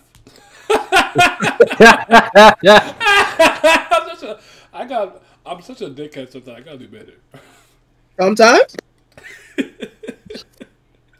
Listen, man, they be draining me. I don't have time for all they be doing these caps. They do a cap all the time. They do a cap. He really is a protagonist. All right. Do you remember anything you read in the friendship section? I'm ready to move on from you. Nah, you gonna cut me. You cut me off. I have enough of my screen time. I let the side back. Nah, we're going to conclusion at least though. Actually, I'm gonna read this friendship stuff. It's okay. Connecting with people make protagonists feel alive and purposeful. It's no surprise then that they are anything. I'm not gonna lie. This might be a 3-hour stream. Where are we going? It's okay. I literally have nothing to do for tonight, so it's not a big deal. Okay, as long as you're cool. I probably didn't think this through in my head, but it's fine. The dedicated effort to staying close with their friends, these personalities, friendships are more expendable and significant.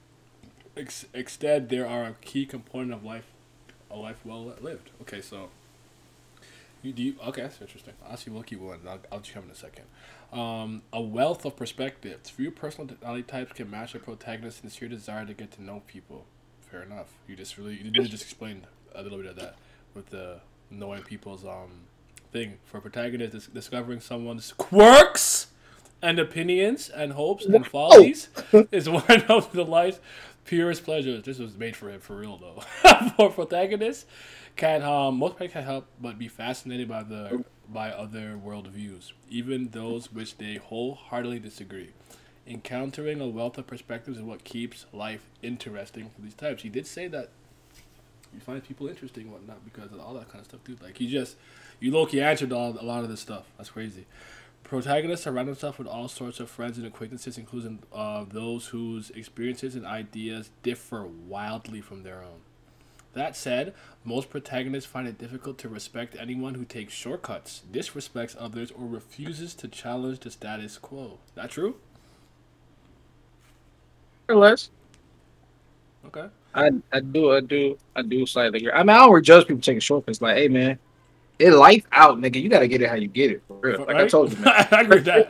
That shit don't work. That shit was kind of too broad. Like, hey nigga, get it how you get it. Mm-hmm. Like we talked about the whole situation shit like before. Like, get it how you get it. Fuck all that bullshit, nigga. Legality, kiss my ass, bitch.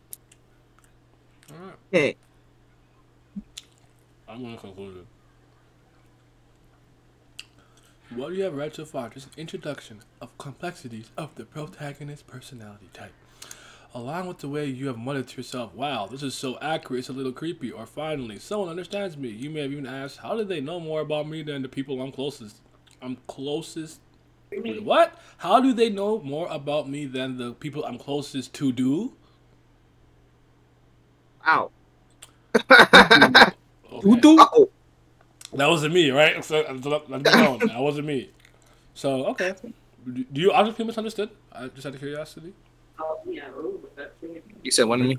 Do you often feel misunderstood? Were you shocked? Yeah. Were you shocked when you were reading this at all? But we were like, Jesus Christ, like, Absolutely. get off my dick. Because I think I took this test before a while ago. Okay. But I barely remember it. But yeah, the first time, this time it was like pretty spot on. I am misunderstood pretty often because of a lot of things, but I think, but based on my group as we've been together for this long and this many years, we start to understand each other more. I start saying, especially like my homie Will, he really understands a lot about me. So. That's what's up. Mr. Simi. It's Not introvert Emperor. season. Finally. What we about to do is not talk. When Siamese was here for his turn, you just look at him. Yup. We'll just have dead air in the stream for a couple of minutes. Man. Yeah, man. Yeah, I agree. That's what you would say. Man, you know, never mind. It sounds alright. Forget it. Nah, when they said the never mind shit, that shit was so spot on. That should be funny as hell to me. He'll figure it out. Okay. So Simi and Siamese lizard, they got logician, but Simi got assertive and thing got turbulent. Now, I just want him to explain the first one. Because that is so wild. Is anyone else seeing this? What did the sun do to make this nigga that mad? Like, he's like, nah, 100% introversion. I haven't seen this before, so that's fascinating to me. I know him a little more than you guys, so I think I kind of get it, but yeah, go ahead, man. Man, listen. Shit, man, look. This not a joke. It's not a persona. It's not a gimmick. I'm not working, y'all. This is a shoot. This ain't my work. This ain't my work personality. This is my shoot personality. I don't like talking to niggas. Period. One of the questions that it said was, do you put off making phone calls? And I said, oh my God, they got me. So let me tell you something. So y'all remember when I got my freaking I had to go get my fucking eye exam because of that freaking hellacious Simi must die week. My fucking glasses lens fell under the belt, all that shit. Yeah. Remember? Yeah. All right. So when I went to go, I got my eye exam. I got new glasses. I got re-up my prescription for my contacts. Got 6 months worth of contacts, right? But I had to pay out of pocket because I didn't have my fucking insurance card on me, and I remember none of that shit, right? So that was like in what, June? They told me, oh, since you have insurance that's our stores in network, you should try calling the insurance and see if they'll reimburse you. That was like in June. I still have not made that call yet. Oh my God. That's really putting some shit off. Okay. That's why procrastination right there. Like, I'm not playing, like, son. All that talking shit, that shit not wrong, man. I keep telling y'all, I go in place, I sign my name, I sit front row center, stay there for 2 hours, leaving, you wouldn't know I was there. That's not a made-up story. I actually did that. That is not no made-up story. It is, I mean, I don't know what to say. I just going outside just talking to strangers? We good off that. We are good off that. It's okay, you have a fan. I hate phone calls so bad. And Ponzi said, brother, you want to hang out? Simi. No. He put Sammy. Simi. I, not an A. Unless that's autocorrect. Bro, in lockdown, my teacher phoned home and I was mad in 3 ways. 1, she called before I woke up. 2, I hate talking to her. 3, I hate phone calls. I don't like talking on the phone. So that is a part I understand. If I gotta make an appointment, I make an appointment. That's just life. But and I want my money back. I want my fucking money back. But I feel it because it took me a while to even get to that point though, because I'm kind of put off like important phone calls, but not for that long. But yeah, okay. Do you agree with the energy, nature, tactics, and identity part? Yeah, absolutely. The numbers. Especially the energy. Okay. Yeah, because I was thinking about it while you was going through your own, and I was like, nah, it's a pretty good balance between intuitive and observant, because there's a lot of times where I just look at somebody and I'm like, I know for a fact I don't fucking like you. And then like a year later I get proven wrong. I'm like, yeah, I don't like this nigga. Happen that fucking word. I never this big husky ass nigga. I seen that nigga one time. I said, that nigga look annoying. And lo and be told, it took everything out of me not to swing on this nigga last week. Nigga, mad annoying. I'm so happy I don't work with that guy. So yeah, there's a lot of times I could just look at something and be like, yeah, I don't like that. I know for a fact I don't like that. Okay. But then I'm also observant too. I also look, see what the fuck going on. So I think that was a good balance. Thinking with nature, absolutely, man. I ain't going on my damn feelings, man. Like, son, bro, match my vibe. Match your vibe. Match my vibrations. Next panel, I'm on the train back home. If I went my damn feeling, I'll still be fucking sitting down at home. But I'm not. Niggas need money. Shit. I feel that.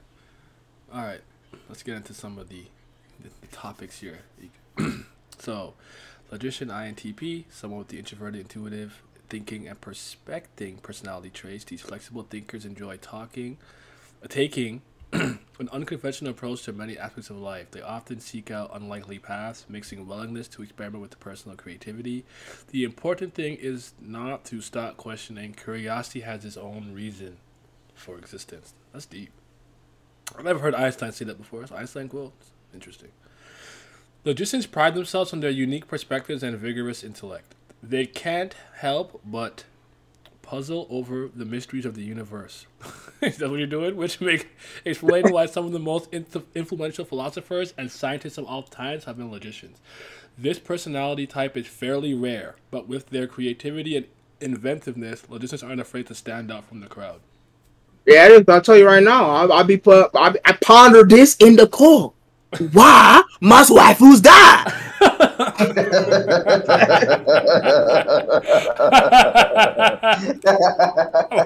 I wasn't ready for that. I wasn't ready for that. You're a sick guy. Me? I ain't the one who killing them. Why was waifus die? Like, come on, bro. See me spin? That sounds like me. There is hold on. We said, Empire, you terrify me. I don't like texting, I like talking. I like more phone talking, not me. There's the Barman effect, where horoscopes are not that detailed and are generalizing enough to get something everyone has, but it's still scary. I always found horoscope stuff to be something that is vague enough that you can apply it to yourself if you want to. Does that make sense? So that's how I felt it. But anyways, we don't care about that. I feel about horoscopes the same way I feel about people self-diagnosing themselves when they're sick.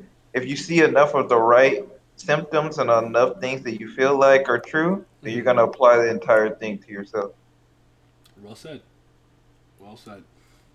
Logicians often lose themselves in thought, which isn't necessarily a bad thing. People with this personality type hardly ever stop thinking. From the moment they wake up, their mind to buzz with ideas, questions, and insights. At times, they may even find themselves conducting full-fledged debates in their own head. I do that. I do that. I'll practice something. I'm like, all right, this is what I'll literally in my head. It's like I'm battling Edgeworth and I'm Phoenix Wright in my head. That's crazy. But imagine if a curious logician's personalities can find endless fascination in the workings of their own mind. From the outside, logicians may seem to live a never-ending daydream. They tend to have a reputation for being pensive, detached, a bit reserved. Okay, I can get the detached and reserved part. That is until they try to train all of their mental energy on the moment of the person at hand, which can be a bit uncomfortable for everyone. Is that true? I mean, it depends. Because, I mean, y'all know I can fucking talk in here. But if a nigga don't know I could talk, and I start talking, and they start spazzing out, I'm like, all right, you know what? Next time I'm back on the train home. That's funny. Worst Einstein quote people use is the definition of insanity is doing the same thing over and over and expecting different results. Like, no, the fuck it's not. If you're just talking about, if we're taking the entire scope of what it means to be insane and insanity, and generally speaking, I agree with you. I do genuinely think if I'm like, my goal is to put the ball in the hoop and I keep flinging it under the net and not arcing it, and I do it over and over, thinking one day it's gonna go in, you're probably insane a little bit. That's all I'm saying. Try something different. The different thing you tried may not even give you the results you want. Maybe you shoot it too high, it's over the basket, but at least it's not under it. So I actually somewhat agree with the quote, personally speaking. I hear you, though. From the outside, whoa, wait. But it'll be a mistake to think that listeners are unfriendly or uptight. When they connect with someone who can match their mental energy, these personalities are absolutely light up, leaping from one thought to another. Few things energize them like the opportunity to swap ideas or enjoy a lively debate with another curious, inquiring soul. Elementary, my dear logician, my dear Watson. Logicians love to analyze patterns without necessarily knowing how they do it. People with this personality type often have a Sherlock Holmes-like knack for spotting discrepancies and irregularities. In other words, it's a bad idea to lie to them. You a lie detector, my nigga? Yeah. Ironically. You see, I was getting freaking I was getting royalties from fucking Maury my whole life. Oh shit. They rarely made to be dishonest. Wait. They shouldn't always be held at their word. They rarely mean to be dishonest, but with their active minds, they sometimes overflow with ideas and theories that they may not have thought through all the way. They may change their mind on anything from their weekend plans to a fundamental moral principle without ever realizing that they'd appear to have made up their mind in the first place. In addition, they are often happy to play devil's advocate in order to keep an interesting discussion humming along. I can see that part. For logicians, the best conversations are like brainstorming sessions with plenty of room for unconventional thoughts and off-the-wall what-ifs. Logicians could spend all day musing about ideas and possibilities, and they often do. That said, the practical, everyday work of turning those ideas into reality doesn't always hold their interest. Unfortunately, when it comes to dissecting a tricky, multi-layered problem and coming up with a creative solution, few personality types can match logicians' creative genius and potential. You want to chime in at all? I'm gonna keep going. I 100% agree with that. That's like, as I always say. I mean, you don't hear me say it here because we don't be watching combat sports together. But as I always say, I think the single most important aspect in fighting, in my opinion, is fucking damn, what's the term I'm looking for? Unpredictability. It's not discipline. It's not raw stat, strength, speed. No, it's unpredictability. It's like people like fucking Sakuraba was so successful because he was doing shit that nobody seen before. They didn't know how to fucking deal with it. I see it a lot of time. A lot of martial artists who've been practicing one specific style, one discipline their whole life, they're so fucking rigid and they only do one specific set of things. And it's like I'd be watching these fights, so I'm like, dang, if you would just stop doing this. Like, I never forget, this man would circle to his left, and all dude would do was throw a left middle kick. He walked right into nigga, did that the whole 3 rounds. I'm like, what's wrong with him? He's insane. So yeah, no, I agree with that part. Okay. Sorry, guys, I'm still eating. Mission to the universe. People with this personality type want to understand everything in the universe. Yeah, I'm very curious. I like shit, especially that space shit. Yo, oh wait, hold on, I can't hear nothing. Is that me? Oh no, it's not me. Cause I'm like, yo, is shit endless? No, I'm honestly, I'm like, let me just chew this first. I'm chewing. But one area in particular tends to mystify them: human nature. Yes. As their name suggests, logicians feel more at home in the realm of logic and rationality. As a result, they can find themselves baffled by the illogical, irrational ways that feelings and emotions influence people's behavior, including their own. That's a part that I could agree with. Including your own? I'm like, bro, what happened to me? This doesn't mean logicians are unfeeling. These personalities generally want to offer emotional support to their friends and loved ones, but they don't necessarily know how. And because they can't decide on the best, most efficient way to offer support, they may hold off on saying anything at all. This analysis paralysis. I like that. I'm just gonna retry this. Analysis paralysis. Analysis paralysis can affect multiple areas of a listener's life. People with this personality type can overthink even the smallest of decisions. This makes them feel ineffective and stuck, so exhausted by the endless parade of thought in their minds that they struggle to get things done. The good news is that logicians don't have to stay stuck for long. Their unique strengths include everything they need to pull themselves out of ruts they occasionally fall into by leveraging their creativity and their open-mindedness. Logicians can reach their full potential both as thinkers and as happy, well-rounded people. Yeah? Yeah, and then also I am the freaking assertive version because, man, there's sometimes when I'm like, fuck, why did I cut this on better? Other times I'm like, oh well, what's done is done. The milk already spilled. Okay. Ooh, it said Asha's personality. Look at Yak, the GOAT. Asha out here. You know what I mean? Okay. One day I will understand. Strength and weaknesses. Okay. Let me see. Are you analytical? Yes. Original? Yes. Open-minded? No! I'm kidding. Yes. Like Nintendo! I want you to like Nintendo! Nintendo? They are an illogical group of people. It goes against my grain. Curious? Yes. Objective? Yes. I don't disagree with anything here from the strength standpoint. No, not at all. I 101% agree with everything they said there. Disconnected is true. Because I know you and I talk to you, I know you're not disconnected, but I can understand exactly how you can come across that way, though. Does that make sense? Listen, I've been told that I come off as freaking standoffish, so. Like, me and Simi, like, can't even name you half of the most popular, like, influencers and streamers and celebrities. That's how off the loop we can be sometimes. Like, do you, like, get out? Like, listen, I do shit. Did it ever occur to you that I don't care that I can't identify a Kardashian by the way they look? I don't fucking care. That's why I called her 8 different names. I'm like, is that Chloe, Kendall, Jenner, or whatever? Like, I just be throwing out names until someone tells me who it is.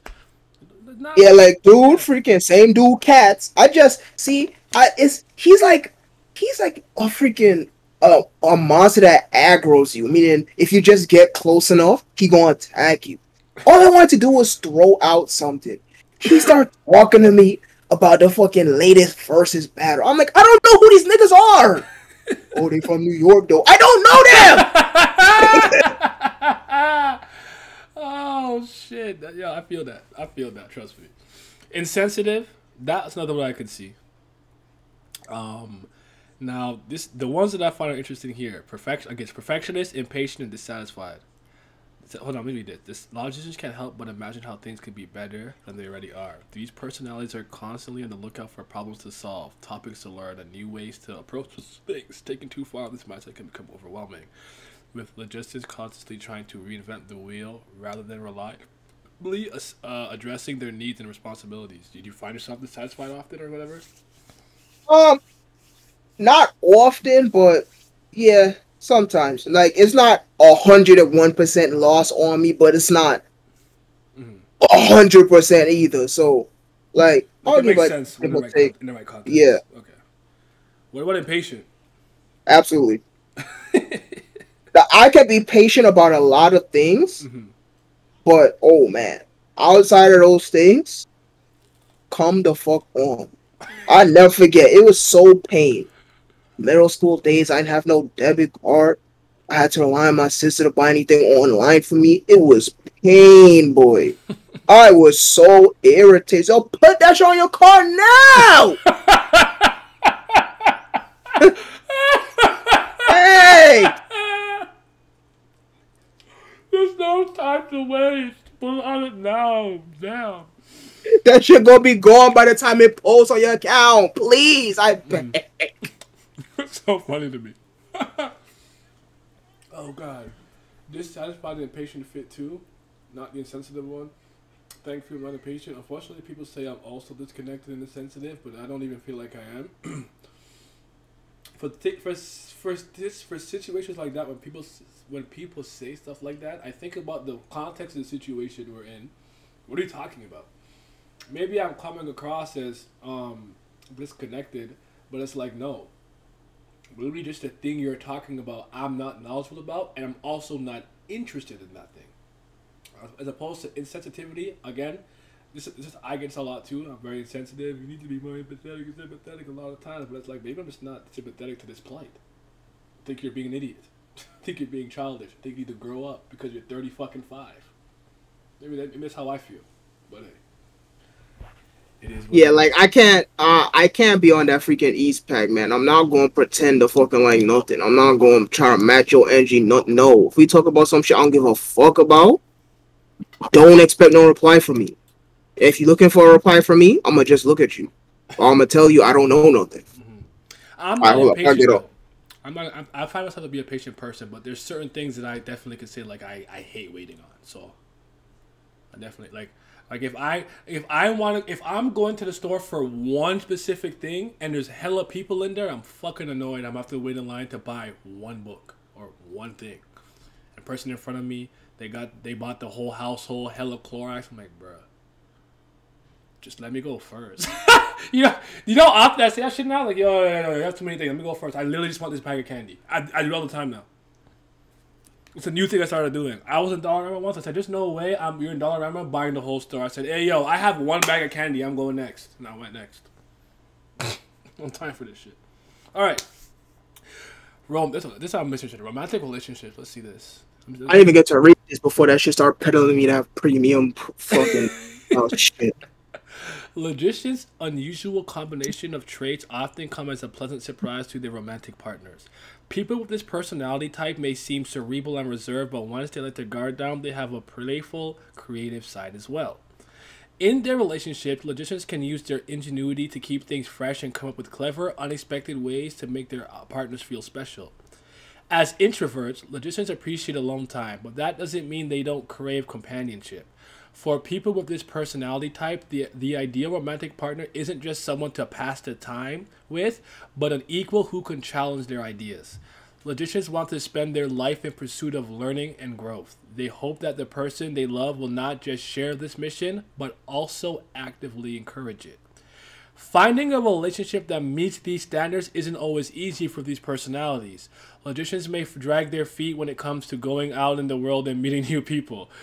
And even when they do have an interest in someone, it can take a while to work up the will to risk rejection and ask that person out. Being the center of attention in an emotionally delicate situation isn't easy for anyone, but especially not for logicians. Anything here so far you agree with, disagree with? I 101% agree. Okay. Like that, like I would argue, you're probably one of those people like if that person connects with you and you can't let your guard down, they'll see that obviously you're not just like, I'm not just serious all the time. You know, like it's like. Oh yeah, I mean, I've literally been told that. I mean, I've only been in freaking one relationship, so you know, I'm not this whole freaking love guru or anything like that. I don't got a bunch of stories for y'all, but no, I've literally been told that. So yeah, that's right on the money. Okay. A genuine connection. From the start, logicians take their relationship seriously. When they finally meet a person they connect with on a real level, someone whose mind they respect and whose company they enjoy, these personalities know better than to take it for granted. Even early in the dating phase, logicians are unusually direct and honest. They don't see the point in playing games. Games are raw. Games! And while they can be quiet, they aren't coy. I agree with. You definitely aren't coy. You can be quiet because like, yeah, it's nothing to do with me. I'm chilling. People with this personality type really filter their opinions and they encourage their partners to be frank with them as well. For many logicians, being upfront isn't a sign of rudeness or bad manners. Instead, it is a point of pride, not to mention a way to avoid misunderstandings. As their relationship progresses, logicians' daily needs prove simple. Gifts, surprises, complex social plans, and elaborate date nights are all fairly unimportant to them. Unfortunately, even if their partner does want these things, it may not even occur to logicians to plan. I just thought about you saying the flowers thing. To this day, boy. I'm not gonna say nothing else on that. Don't fucking kill me. These personalities may need to put special effort and attention into learning how to express their affection in a way that resonates with their significant other. Otherwise, their partner may feel ignored, unappreciated, or even unloved. On the plus side, logicians can turn the situation to an opportunity to put their trademark ingenuity to good use. Anything there you want to chime in on? Listen, you said it, man. Shit. I don't know what the fuck that Valentine's Day shit is, man. That's I don't care what that says. That's a W, bro. I'm trying to do this the rest of my life. Okay. It's so funny too because been on plenty of freaking dates, trips, all type of fun ass shit, things I legitimately had the time of my life with. That one specific thing, fuck out my feelings, man. That's my goal. Navigating conflict. Few people love conflict, but logicians are especially prone to shutting down when emotional disagreements arise. Rather than slowing down and listening, they may use their powers of logic to try to prove their partner wrong. Alternatively, oh shit! I start laughing. Alternatively, they may offer easy, logical solutions, not wanting to delve into the messiness of deeper issues and feelings. I do that. Just leave him. Or just dump him. And then I move on with my day like I'm tired, you know? Okay, fair enough. That's funny.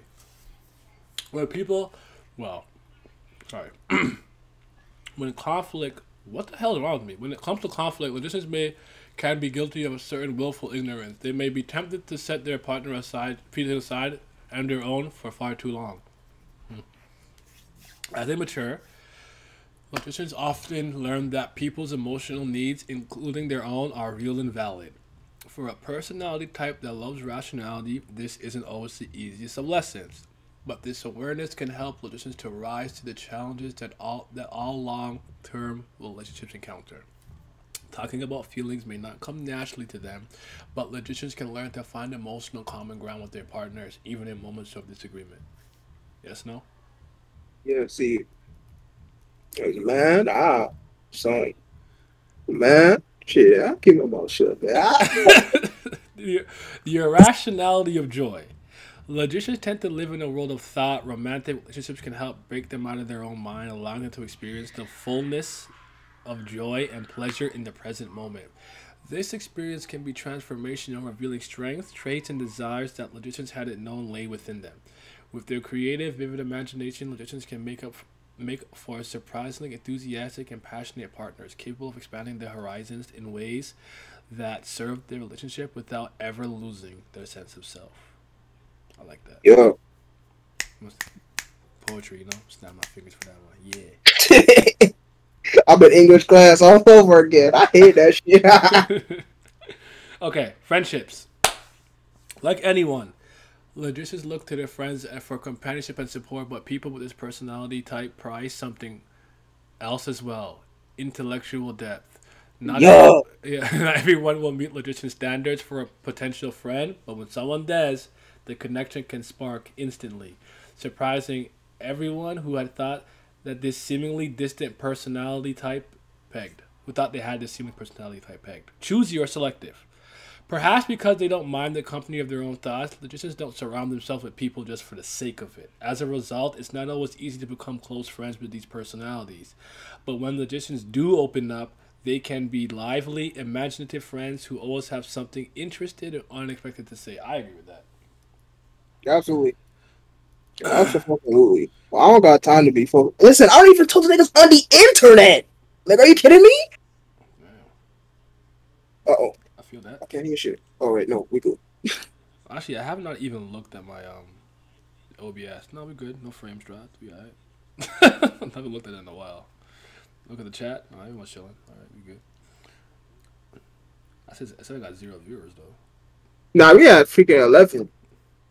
I'm looking at it on fucking Twitch. Maybe my thing is just stupid. Okay, we fine. We good. Logicians' best friends tend to share their passion for new ideas, reels, and solutions. But that doesn't mean that people with this personality type only seek out friends who agree with them. Logicians don't mind having their ideas challenged. In fact, they have a great deal of respect for people who make themselves rethink their assumptions and keep them on their toes. could respect that. Yeah, we don't want a yes man. Yeah, we don't need that. That's useless. I would say this, and I never understood why some people fight me on this. There is not a single person on this planet who I 100% agree with everything they say and do. And you would be a fucking moron to do that. I don't care if it's your goddamn mother. You should not agree with everything she does and says. We're not perfect beings. We're human. So Exactly. So if you have a friend circle where no one holds anyone accountable, it's like blah blah blah. You're just very unserious to me, and I want nothing to do with you. Fucking clowns. They're all low class warriors to me. Logistics best friends tend to share their passions. Wait, I just read that, didn't I? Yes, logistics friendships are knowledge based. What the fuck? Where the hell was this at? Second paragraph. Logistics friendships are knowledge based. What the fuck is this? Buoyancy, buoyed by the exchange of ideas, theories, and concepts. People who aren't up to keep. Why is this blocking me? Have sharply different tastes. Don't talk to logistics about celebrities. Don't kill me, bro. That's right. That was like me reading the chorus part for ease. That was just perfect. You don't give a fuck. Even I care about like 3. You know? So, alright. Maybe beside themselves feeling ignored or brushed off, listeners reserve conversation for topics that they find meaningful or for people they already like enough to stick it out. Man. Oh man, he be sitting through some nigga ball talk. Oh, he be sitting through it. Nah, that's facts. That's on the fucking money. Cause even when Pat and Vince are talking about football, I tune out. But like, I love these niggas, so I'll stick around. You know, that's funny. It's very off-putting talking to a group of yes men. It's like they all share one brain. That's a fact. A fucking fact. Logicians' intellectual style isn't for everyone, but that's okay. Most people with this personality type prefer to have a small circle of friends. The meaning of friendship. Aw, not family? Hold on. I'm disgusted. I'm kidding. When friends come to them with problems and dilemmas, logicians are generally excited to help. They can be counted on to offer logical advice and rational solutions, turning into even the messiest situations into a pros and cons list. I have a story for y'all for later, by the way. It had nothing to do with me, though. I'm not involved, I promise. But when it comes to emotional support or matters of the heart, people with this personality type may feel a bit out of their depth. For logicians, one of the greatest and most difficult lessons of friendship is that sometimes people don't need advice on how to solve their problems. They just need someone they can count on to be by their side. Yeah? Yo, listen. Friendship power out. Idol Chojin out. Nah, me. Nakama, yeah, me. Logicians tend to believe, and you know, it also ties back to the one conversation we had. This is it somewhat ties into this. We were like, how could you spend your entire life reading Shonen Jump and have absolutely no value and concept of friendship and adversity and overcoming adversity? Like, you read One Piece, Naruto, Dragon Ball, blah, blah, blah. You know how important the theme of friendship is and all those things? Like, how do people come up with that and they have no concept of how to be a good friend? That should be wild to me, because a lot of baffling. It's baffling to me. A lot of the things that illogical, not rational. Okay. Over time, this has been learned that lively conversations and all-night brainstorming sessions may be fun, but not all friendship is about. These personalities have an uncanny ability to see past superficial trappings such as social status or how someone dresses and appreciate the full potential of the person inside. In a world obsessed with fitting in, logicians can inspire their friends to fuck convention, I'm joking, ignore trends, and find their unique voices. Man, only if East was still here. Man, shit. Man, only if East was still here. That was on the money, boy. Oh my god. What you just read is the introduction to blah blah blah. Along the way, you and Mother, wow, this is so accurate. It's a little creepy. You finally understand me. And people, wait, I read this before. If you feel understood right now, it's because you are. Years of research are giving us, do you want that premium profile? Okay, we good here. All right, that was good. That was interesting. I think that this. And yours is the assertive type too, but I think yours and mine has a little bit of overlap, just a little bit, I would say. Yeah. The architect and thing. I'll agree with that. All right, we're on Vince now. No, I'm still here. My girlfriend. Say hi. Honestly, I knew what you said, but I just want you to know that as you were talking, like 8 things happened on your phone or computer. I don't know. I heard like 4 notifications sound. I heard you said though. No, I'm gonna look at a second. No, I'm saying I'm here. not here. He's He's not really here, bro. You can't hear nothing I'm saying? No, you said I'm here, but literally, I knew you said here, but I'm. You just disappeared for a second. That's all. Let me sit up. Hold on. You good? I'm Though. laying down. You good though. I said I'm here. I was reading mine with my girlfriends, and we were matching ours up. Oh, okay. I'm about to get to you in a second. I gotta find your energy thing. Here it is. Yeah, we ain't trying to talk to nobody, man. 100%. So you see that perfectionist? 100. Where y'all 100 at? Yo, listen, man. Not even Michael Jordan hit all the shots that he took. That's like a him problem. Not a me problem. Y'all missing shots? Carol Leahy said. That's crazy. I don't miss. Hold on, guys. I'll be right back. Yeah. But I'm ready. While he there, I want to read some of the anime characters that share my Go ahead. Oh, yeah, personality trait. Go ahead. Like a lot of that, I had to find a good list because a lot of them I wasn't agreeing with. Niggas talk about some Armin. I said Armin. They talk about some Hayek. I'm like, that bitch don't bathe. None of that. What I did agree with heavily, OD.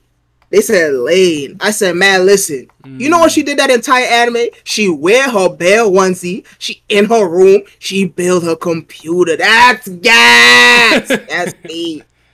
It's pseudo. I also It's said, pseudo intellectual. They also said Gintoki, L, CC. There was L. I would agree with. Is a logician. I would agree with that. If not, he's an architect. Killua, Psyche from Psyche K. Yeah, I like that shit. It's funny. And the rest of these I don't give a fuck about. The one that I saw with Sasuke on it, the Yuki, hell agreed with. Yuki Nagato from Haruhi. Okay. Yeah, she's fire. Okay. Yeah, when I was reading one of them, I saw Sasuke. I'm like, the reason why I get Sasuke's here because he's not dumb, but he's a tool. He's really easily manipulated. I just can't agree with that one. Only events is here. He'll tell you the joke. Anybody could pull up on about, yo, Sasuke, I know the truth about Ryuchi, and he gonna listen. It's true. Actually, I knew your brother. That one, oh, really? He's such a tool, bro. He is such a tool. Well, he's not here to talk about his thing yet. I'm here, but I'm not here. Hold on. What does that mean? Is he here or is he not? What did he mean by this? Hold on. Y'all give me 5 minutes. Y'all shoot the shit on. Yeah, man, listen, when that shit said Lane, I said that I agree with that heavy. She go to school, she just look at people. Mm-hmm. She don't say nothing to nobody. She go back home. Her family downstairs fucking like putting each other in the camel clutch and shit. She ignore their asses. She go upstairs. She go her room and she ought to go. I'm like, son, nah, that's me. That's crazy. I love it. That's funny. That's funny, man. You know what? While we're here, I guess what I want to do low key is I'm gonna go into the other parts of our thing that I didn't get to because I didn't care about the parenthood part. I'm like, listen, I read it, but I'm like, I'm not a parent, so this. Yeah, I ain't got no little fucking Simi 2s running around here. Yeah, come on. So you have Simi 1s. Okay, interesting. Wow. Yeah, that's me. When actually, hold on, we can look at fuck parenthood. Let's see career paths for you, for logician. Just for while we wait for Vince to come back from his obligations. From his chores. Welcome to the chore life. Career paths. Free thinking and eccentric logicians may struggle to find job and career paths that really suit them. Logicians are man. It was already off on it already in the body. He didn't even need a second line. Oh, don't kill me. Logicians are unusual personalities with unique perspectives on the world, and few work environments are designed with them in mind. Oof.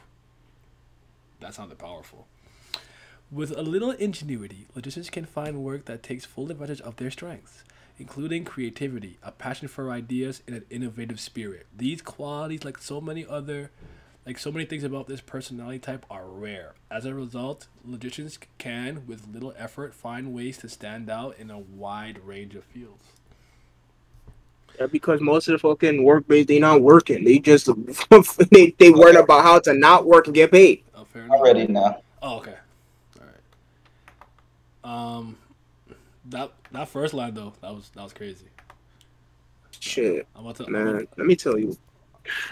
oh man, I'm gonna find mine real quick. I just want to read the first line and see if the first line is that powerful. For me, for that section. Let me see it. Career path. One never notices what has been done. One only can see what remains to be done, and if one didn't like the work, it would be very discouraging. Professional know-how is often where architects shine most brilliantly, but these personalities won't settle for just any career. They want to tackle meaningful challenges and elegant solutions to important problems, not just tinker with figures in a spreadsheet. Well, that much I agree with. Fair enough. All right. Looking at Vince's thing. So Vince got. 6:56. Let me put this Yeah, under we everything. He got campaigner. P turbulent. And for mind, how his mind works, he got what? For extroverted, sorry, I can't see it. 56-44. You agree with that? Yes. Okay. And for I will say though that at this point, I think I'm a little bit more in that. I don't think I'm quite. I think because just how life has worked out, pandemic, dealing with people, I've become a bit more introverted. But I say at heart, okay. What about energy for intuitive versus observant? You have 77% intuitive, 23% observant. I believe this is yours. Yeah. disagree with that too. I'm a pretty observant person. Like I realize stuff about people all the time. That's the thing. It's do you realize that without proof? Yeah. Oh, do I realize that without proof? Like if you're intuitive, like okay, so like the reason Oh, why so I don't need the proof. I don't need the proof if it's in, right? Yeah, like yeah, intuitive. You just Okay, look at yeah, somebody, yeah. you could tell. like if you're observant, it would be like yeah, like I through observations and logic, evidence, blah blah. This is this. Intuition is just like it's like an instinctive feeling for the most part. Okay, then yeah, okay. I definitely would say I'm more. Okay. Yeah, I definitely know people just because I know people. You have thinking at 36 and feeling at 64. Nintendo 64. Would you agree with that? Mm-hmm. Yeah, that's fair. Yeah. Okay. Tactics. This trait reflects our approach to. Wait, I didn't mean to read that. Judging. Sorry, I read it earlier. Judging, you have at 44%, and prospecting at 56%. So it's about planning and decision making. You agree with that? Yeah, that's about right. It's almost 50-50. Okay. Yeah. Yeah, it wasn't too lopsided, and I think I might have put something. This is the wrong thing here. I have here on the other side. What did you have for turbulent and assertive? Was that 51-49? Yeah, hold on. Let me pull it up because I had it on. Cause I put it on my. No, I'm thinking I might have cropped up one of them poorly or something stupid here. Which one is? Turbulent. I have 51% assertive. And 49% is 51 assertive and 49. Yeah, no, 49 assertive, 51 turbulent. Okay. That's about right. It's almost 50-50. That's about right too. Okay. Because I can be assertive if need be, or I just get kind of like fed up or some shit like. Mm-hmm. Or just like when I feel like I'm confident in this decision, then I definitely can be assertive. Yeah, I'd say it's about 50. Okay. Now let's dive in. Sure. Let's dive in. Personality types. You were. I want to read the commander one at some point, but so you're a campaigner, right? Yeah. Okay. This one should be interesting. Excusez-moi. Let me put it back on the screen. Okay, we're here. Introduction. A campaigner. ENFP is someone who with the extroverted, intuitive feeling and prospecting personality traits. These people tend to embrace big ideas and actions that reflect their sense of hope and goodwill towards others. Their vibrant energy can flow in many directions. It doesn't interest me what you do for a living. What I want to know I want to know what you ache for and if you dare to dream of meeting your heart's longing. Interesting. So That quote, I thought that quote was actually like pretty like magical. Like I don't say no shit like that, but like I was like, yeah, that's kind of me because I always say that like one of the most boring parts of like living. I want to do something that I actually want to do, and that's what I want people to do with themselves too. So I was like, wow, quote was actually fire. powerful. Campaigners are true free spirits, outgoing, open hearted, and open minded. With their lively, upbeat approach to life, they stand out in any crowd. But even though they can be the life of the party, campaigners don't just care about having a good time. These personalities run deep, as does their longing for meaningful emotional connection with other people. That part I agree with. Yep. The magic of everyday life. Friendly and outgoing, campaigners are devoted to enriching their relationships and social lives, but beneath their sociable, easygoing exteriors, they have rich, vibrant inner lives as well. Without a healthy dose of imagination, creativity, and curiosity, a campaigner simply wouldn't be a campaigner. In their unique way, campaigners can be quite introspective. They can't help but ponder the deeper meanings and significance of life, even when they should be paying attention to something else. These personalities believe that everything and everyone is connected, and they live for the glimmers of insight that they can gain into these connections. Campaigners are independent and creative, always on the lookout for the magic and meaning in everyday life. When something sparks their imagination, campaigners can show an enthusiasm that is nothing short of infectious.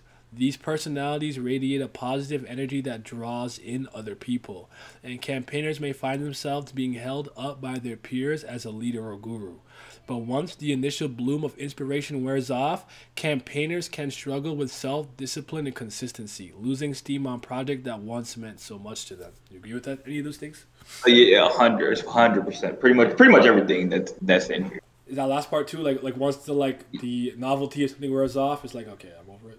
Yeah, for example, like streaming or something. Like initially when like a long What? so oh did I disappear? For a second. Am I still here? Yeah. Hello? Yes. Hello. Oh, okay. No, I was saying that like yeah, because like I could or like I'll be initially be like super excited, but then like I'll fall off for like a Okay. Fair enough. Okay, so seeking joy. Campaigners are proof that seeking out life, joys, and pleasures isn't the same as being shallow. Seemingly in the blink of an eye, people with this personality type can transform from an impassioned idealist to carefree figures on the dance floor. Oh yeah, you be out there raving. He's shaking his ass. that's before the pandemic. And that's all that's all I'm gonna say when it was talking about freaking for my shit when it was talking about the friendship aspect giving advice. School Day season 3. That's that nigga out there raving, shaking his ass, eating hamburgers, quote unquote. And I'm telling you, School Day season 3. I don't even eat hamburgers, man. Chicken fingers always. It's a code word for drugs.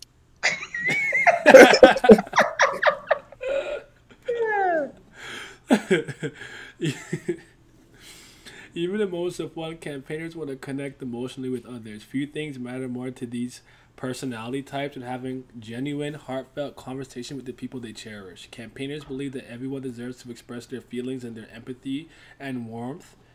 And empathy and warmth create spaces where even the most timid spirits can feel comfortable opening up. People with this personality type need to be careful, however.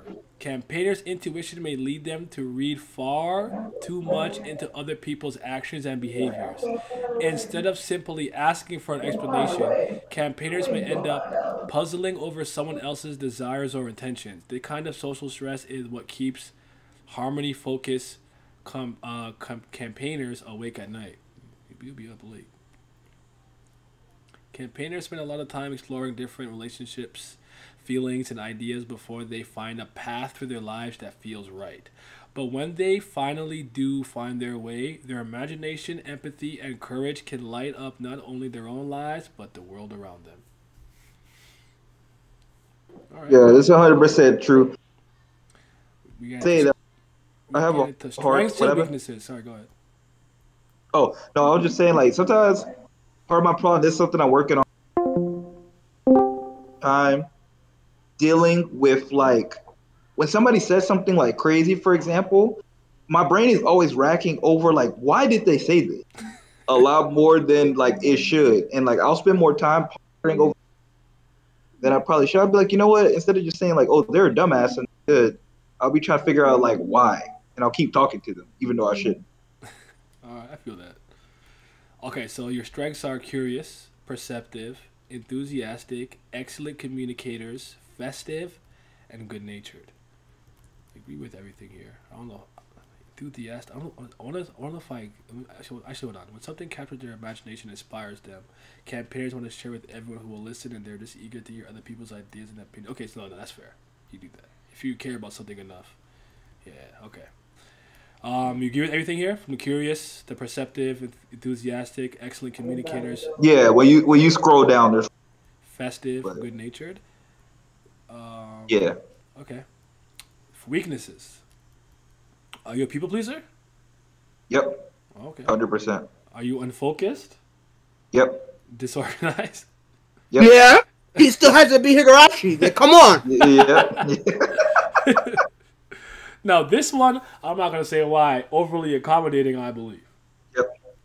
This is the one I disagree with though. Overly optimistic. No, I'm not. That's what I was going to say. This I wouldn't apply this to you unless there's something about you that you know that I don't. No, I'm not. I'm not. I definitely say I'm more optimistic. I'm not optimistic at all. Mm-hmm. Most of the time, I might be optimistic for other people, but for myself, not really. Okay. Are you restless? Yes. With their That's why I also think that optimistic and restlessness like that feels like an internal battling within you. Cause like how are you optimistic but then yet you're restless? I don't know. I think it could work, but I hear what you're saying. It does sound a little counter, like a. I mean, I guess that's the demon though, right? Like you're battling with like, oh, I am good enough, but I'm also not at the same time. Because I'm definitely restless. There are times where things have kept me up, or I've pondered about things probably a lot longer. I don't get over, but I don't get over things like right after they happen. It usually takes me like a couple hours. Okay. And I don't care about it. I feel it. All right, let's move on to romantic relationships. This should be interesting. It's hard to overstate just how much campaigners care about love. I mean, that first sentence was a banger, bro. First sentence went stupid, crazy, dumb. This is a passionate, warm, open-hearted personality type. One that brims with hopes and dreams, ideas and experiences, and campaigners bring every ounce of this vibrant energy to their romantic relationships. For campaigners, romantic relationships are beautiful and exhilarating, an opportunity for two souls not only to explore the world together, but to connect on the deepest of levels. Yep, that's me. Many campaigners harbor a deep longing to share their lives with another person. As a result, these personalities may feel a bit empty or uninspired when they're single. That's interesting. Uninspired is probably cool, because I don't think I feel empty, but uninspired is the proper word of choice. Because like I say, I'm always willing to. I'm more motivated by other people than I am for myself. Not really self. Okay. Campaigners need to guard against investing too much of their sense of self in their relationship status. Yeah, that's facts. Fanning the flames. When campaigners are interested in someone, they rarely hold back. People with this personality type tend to fall in love easily, and they fall hard. Campaigners shower their new flame with affection, trusting that the devotion and passion that they feel are real. Optimists at heart, campaigners are undaunted by the practical challenge and inconveniences of a new partnership. I wish I had that in me. I do not have that in me. This might explain why they generally don't shy away from long-distance relationships. In their minds, Physical distance is no match for the power of true love. That is idealistic. Kind of cheesy, but yeah, not completely No, I right. feel it, man. Someone, what did someone say the other day? I said, I know what I said was man corny, but it was whatever. And she's like, nah, it's okay. I'm a cob. Like, corny, okay, I got like, it was cute to me. Like, all right, cool. Rather than focusing on potential issues, campaigners sink into the joys of a relationship honeymoon stage, constantly looking for ways to prove their dedication and delight their partner. Enabler! And world for the dating and rules. Campaigners' willingness to throw caution to the wind can be a breath of fresh air. Breath of the wild. For better or for worse, not everyone can match this personality types at what? Ardor and intensity. What does that mean? Look at that up. Some people just need more space, whether physical, emotional, or both. If their partner's enthusiasm doesn't seem to match their own, campaigners may find themselves feeling insecure or needy.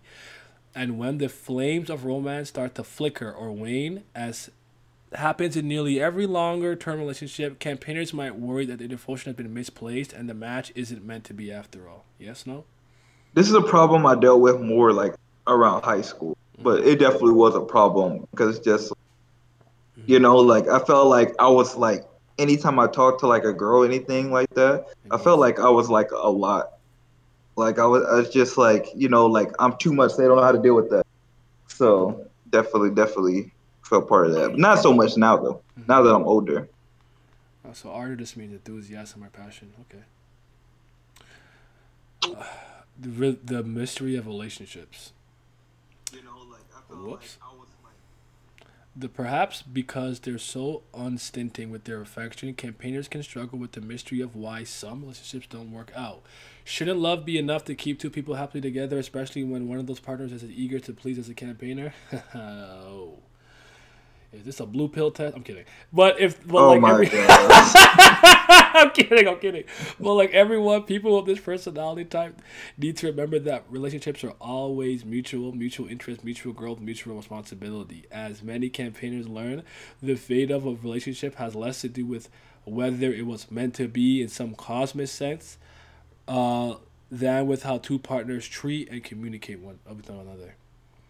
Campaigners know that lasting love takes effort and commitment, but they may be alarmed when the work of a relationship starts to feel like, work.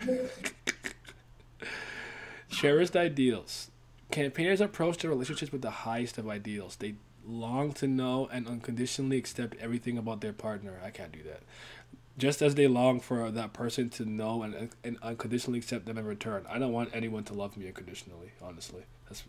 With this intense all approach to love, campaigners may feel more energized in the exciting, unpredictable early stages of a courtship than they do in established relationships. That's a very interesting line. After all, long-term relationships require two people not to just enjoy each other's company, but to also navigate practical matters together, such as chores, budgeting, and social or family obligations. For campaigners, such issues can seem painfully unromantic, but unless those types take on their share of the responsibilities and keep things running smoothly, they may amplify any stress and resentment in the relationship. Fortunately, campaigners can find ways to balance their spontaneous, passionate nature with the stability and consistency that long-term relationships require. With their trademark sensitivity and goodwill, these personalities can transform even the most mundane tasks into creative, heartfelt expressions of love. You agree with most of that?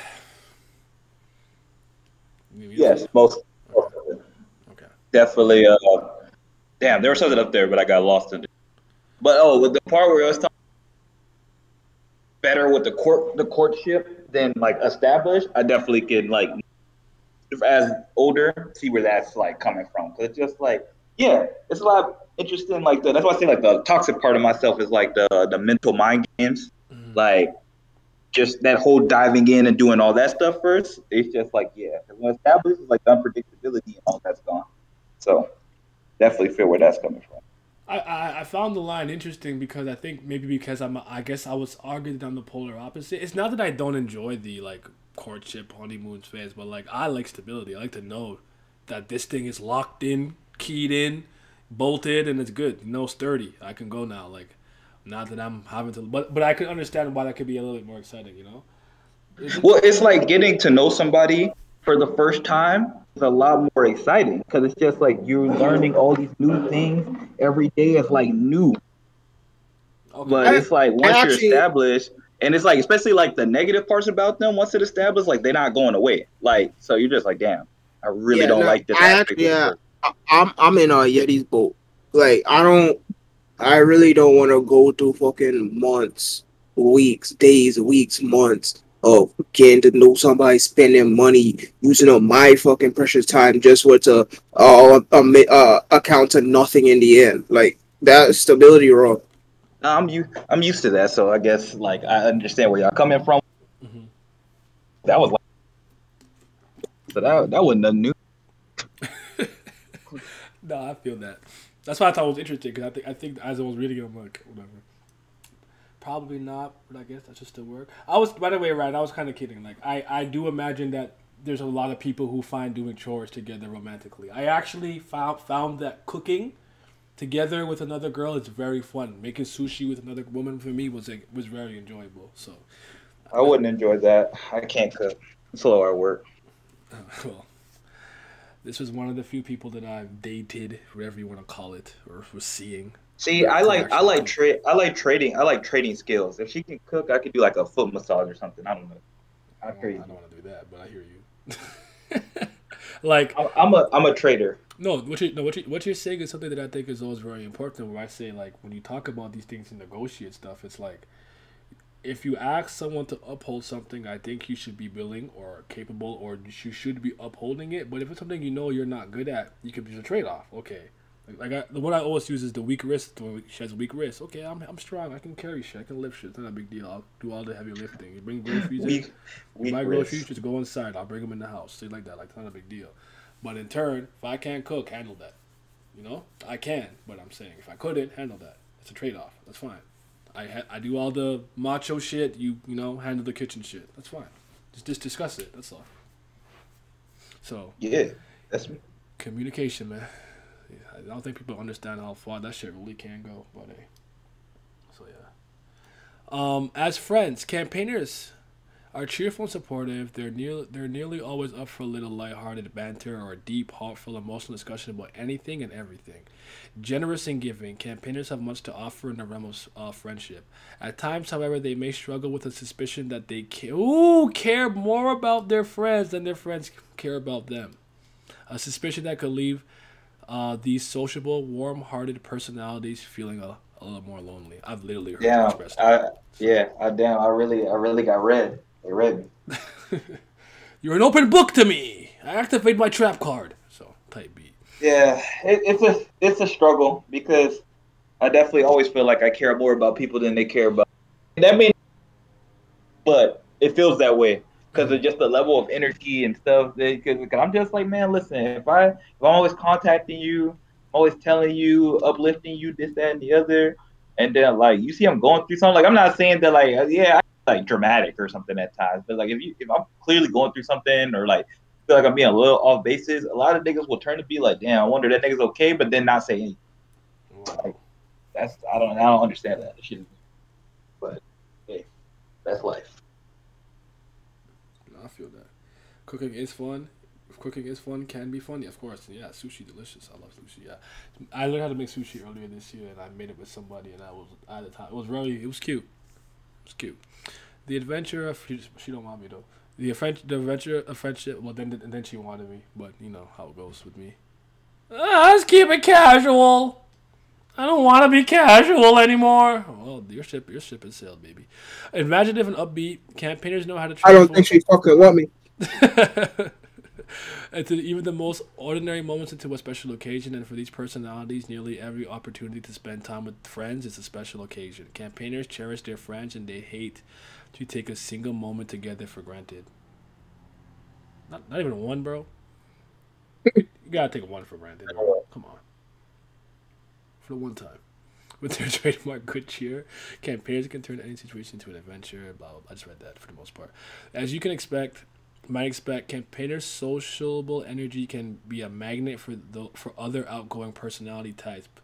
But their warmth and sincerity draws all sorts of people out of their shells, and many campaigners feel drawn to befriend people who are relatively shy or reserved. Do you find that? Yeah, I'm not. It's so weird reading about yourself like this, right? All you can do is laugh. It's crazy. It's crazy because I have a really bad aspect, or I think it's kind of bad. It's not like bad, like in an actual, but I had a really bad aspect of like growing up, definitely all the way up to early high school, where if you just weren't talking and you just seemed reserved, I always felt the need to come talk to you and get you to talk. I was like, I've never seen this person talk, so they're gonna talk to me one way or the other. I don't care how it gets done. Man, I'll make them talk. next panel, I'm on the train home. Hey, Abdel, my guy. I'm good, brother. One in the. I wasn't doing it in an annoying way. Like I legit was trying to like figure out what you like and gauge your interest. I always was in the end. I always got smiles out of them or figure out what they into. Like one guy, I figured out his thing was he just like talking shit about people, and I was like, okay, I'll just join him in talking shit about people. I was like, he's talking shit about everybody in class. I said, see, I don't mind doing that. I'll do whatever. But just because like it's a thing more about like the person who's silent or shy, kind of reserved, those people tend to be some of the most interesting people. So I wanted to go talk to them and the person who's loud and obnoxious, because then I don't like them. They're loud. They're a lot. I don't like extreme personalities either. So that's probably why. Like shy people aren't extreme, so I like them more often than not. I mean, one of my closest friends, I would say he's kind of a shy, reserved person. He kind of sits there. His mind don't go too much deeper than what it is sometimes. So I feel it. Was a kid, not bad. Just got out an hour late. Yeah, I was in work way longer than I wanted to be today, so I feel that. It is. I like Maki. Maki is fine. Maki rolls go crazy. I want to try learning how to do some sashimi eventually, slowly but small baby steps first. But yeah, making the rolls like cucumber hand rolls and like just sushi and stuff in general. It's not even honestly. I don't think it's that hard, but it is like a time-consuming artistic process, if you will. Attracted to depth of nuance, people this personality type find it gratifying to watch someone gradually open up and reveal their innermost thoughts and feelings. And yep, that's me. With their unique combination of sensitivity and enthusiasm, campaigners can help quieter friends feel understood and accepted, and not just a little a little exhilarated. Too deep. From the outside, it may seem that a friendship comes easily to these what the fuck is wrong with me? To these personality types and to some extent it does. But it doesn't mean that campaigners always experience the deep, meaningful relationships that they long for. Yep, yeah, I feel that. Some people simply don't want to open up emotionally in the way campaigners crave. Others may turn out to be closed-minded or judgmental in ways that don't match their values. To campaigners, it can sometimes seem as if the rest of the world were satisfied with superficial, casual relationships. In these moments, they can't help but wonder whether their deep longing for human connection is just too much for other people to handle. Yeah. Yep. 100% fact. I can't refute a single word. Ever the idealist, campaigners may find it difficult to accept that they can't befriend everyone. I struggled with that a lot more when I was young.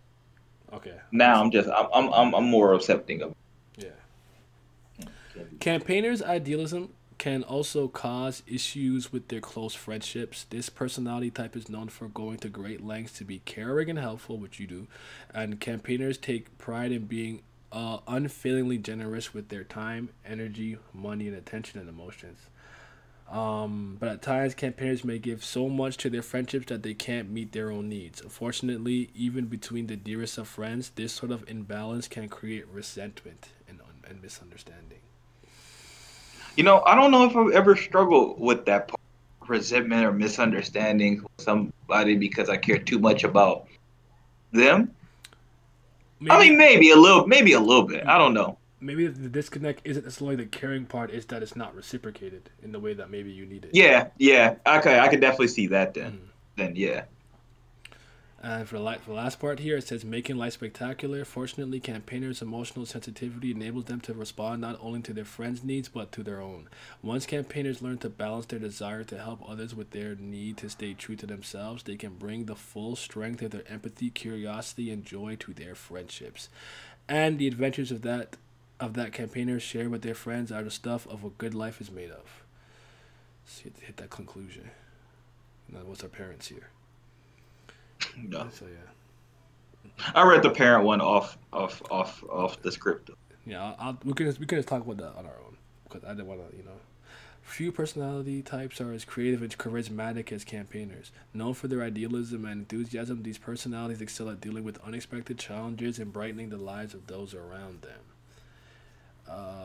Do I brighten all of your lives? No, you dim it. You fucking dark merchant. No kidding. You good. I said all lie. I said all lie. Wait a minute. How come you get all this shit in his conclusion? For us, it's just like you're probably surprised that we know you by our there it is. There we go. Wow, this is so accurate. Okay, now we're good then. Okay. I was to say, where was that part? All right. We have gone through the ones that we have here. Is it like fish on bread? I'll possibly do salmon on bread instead. If you're talking about the sashimi is just when you kind of clean it. When you eat the salmon, the tuna, the white. What's the other one? The sushi, the shrimp. You kind of do it by itself. There's no rice attached to it or anything. If you meant the hand roll was done in the sushi. Or I'm just lost. I don't know if I'm lost or right. My bad if I'm lost. But yeah, I honestly found all this again because I told you it's not that I haven't done this before. I do this all the time. But like, aside from when I was really in school and focusing on this type of unit, I recall most of these being very shallow and superficial unless you obviously paid for it, and they still try to make us pay with their little paywall. But was there anything about yourselves you kind of didn't know or didn't really get, maybe or didn't fully grasp until you read this? Because I even had a couple things I'm like, you know what, this is a part of my personality in this aspect of life I didn't necessarily account for. I think for me, probably not. But then again, that literally was said within my shit.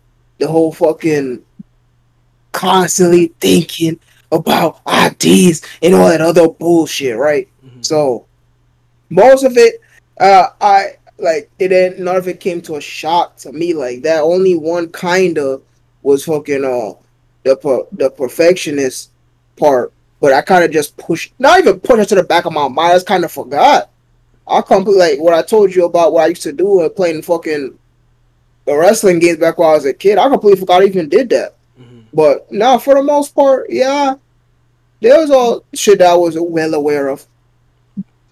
Yeah, for me too. Like, I have a lot of conversations regarding this. I mean, that's what kind of makes me, I guess, like scary in some regard, because it's just like, I'm an open book, and I'm willing to like talk about myself and others in like all aspects, the good and the bad. So like, all of these things have been touched on in one way or another at some point.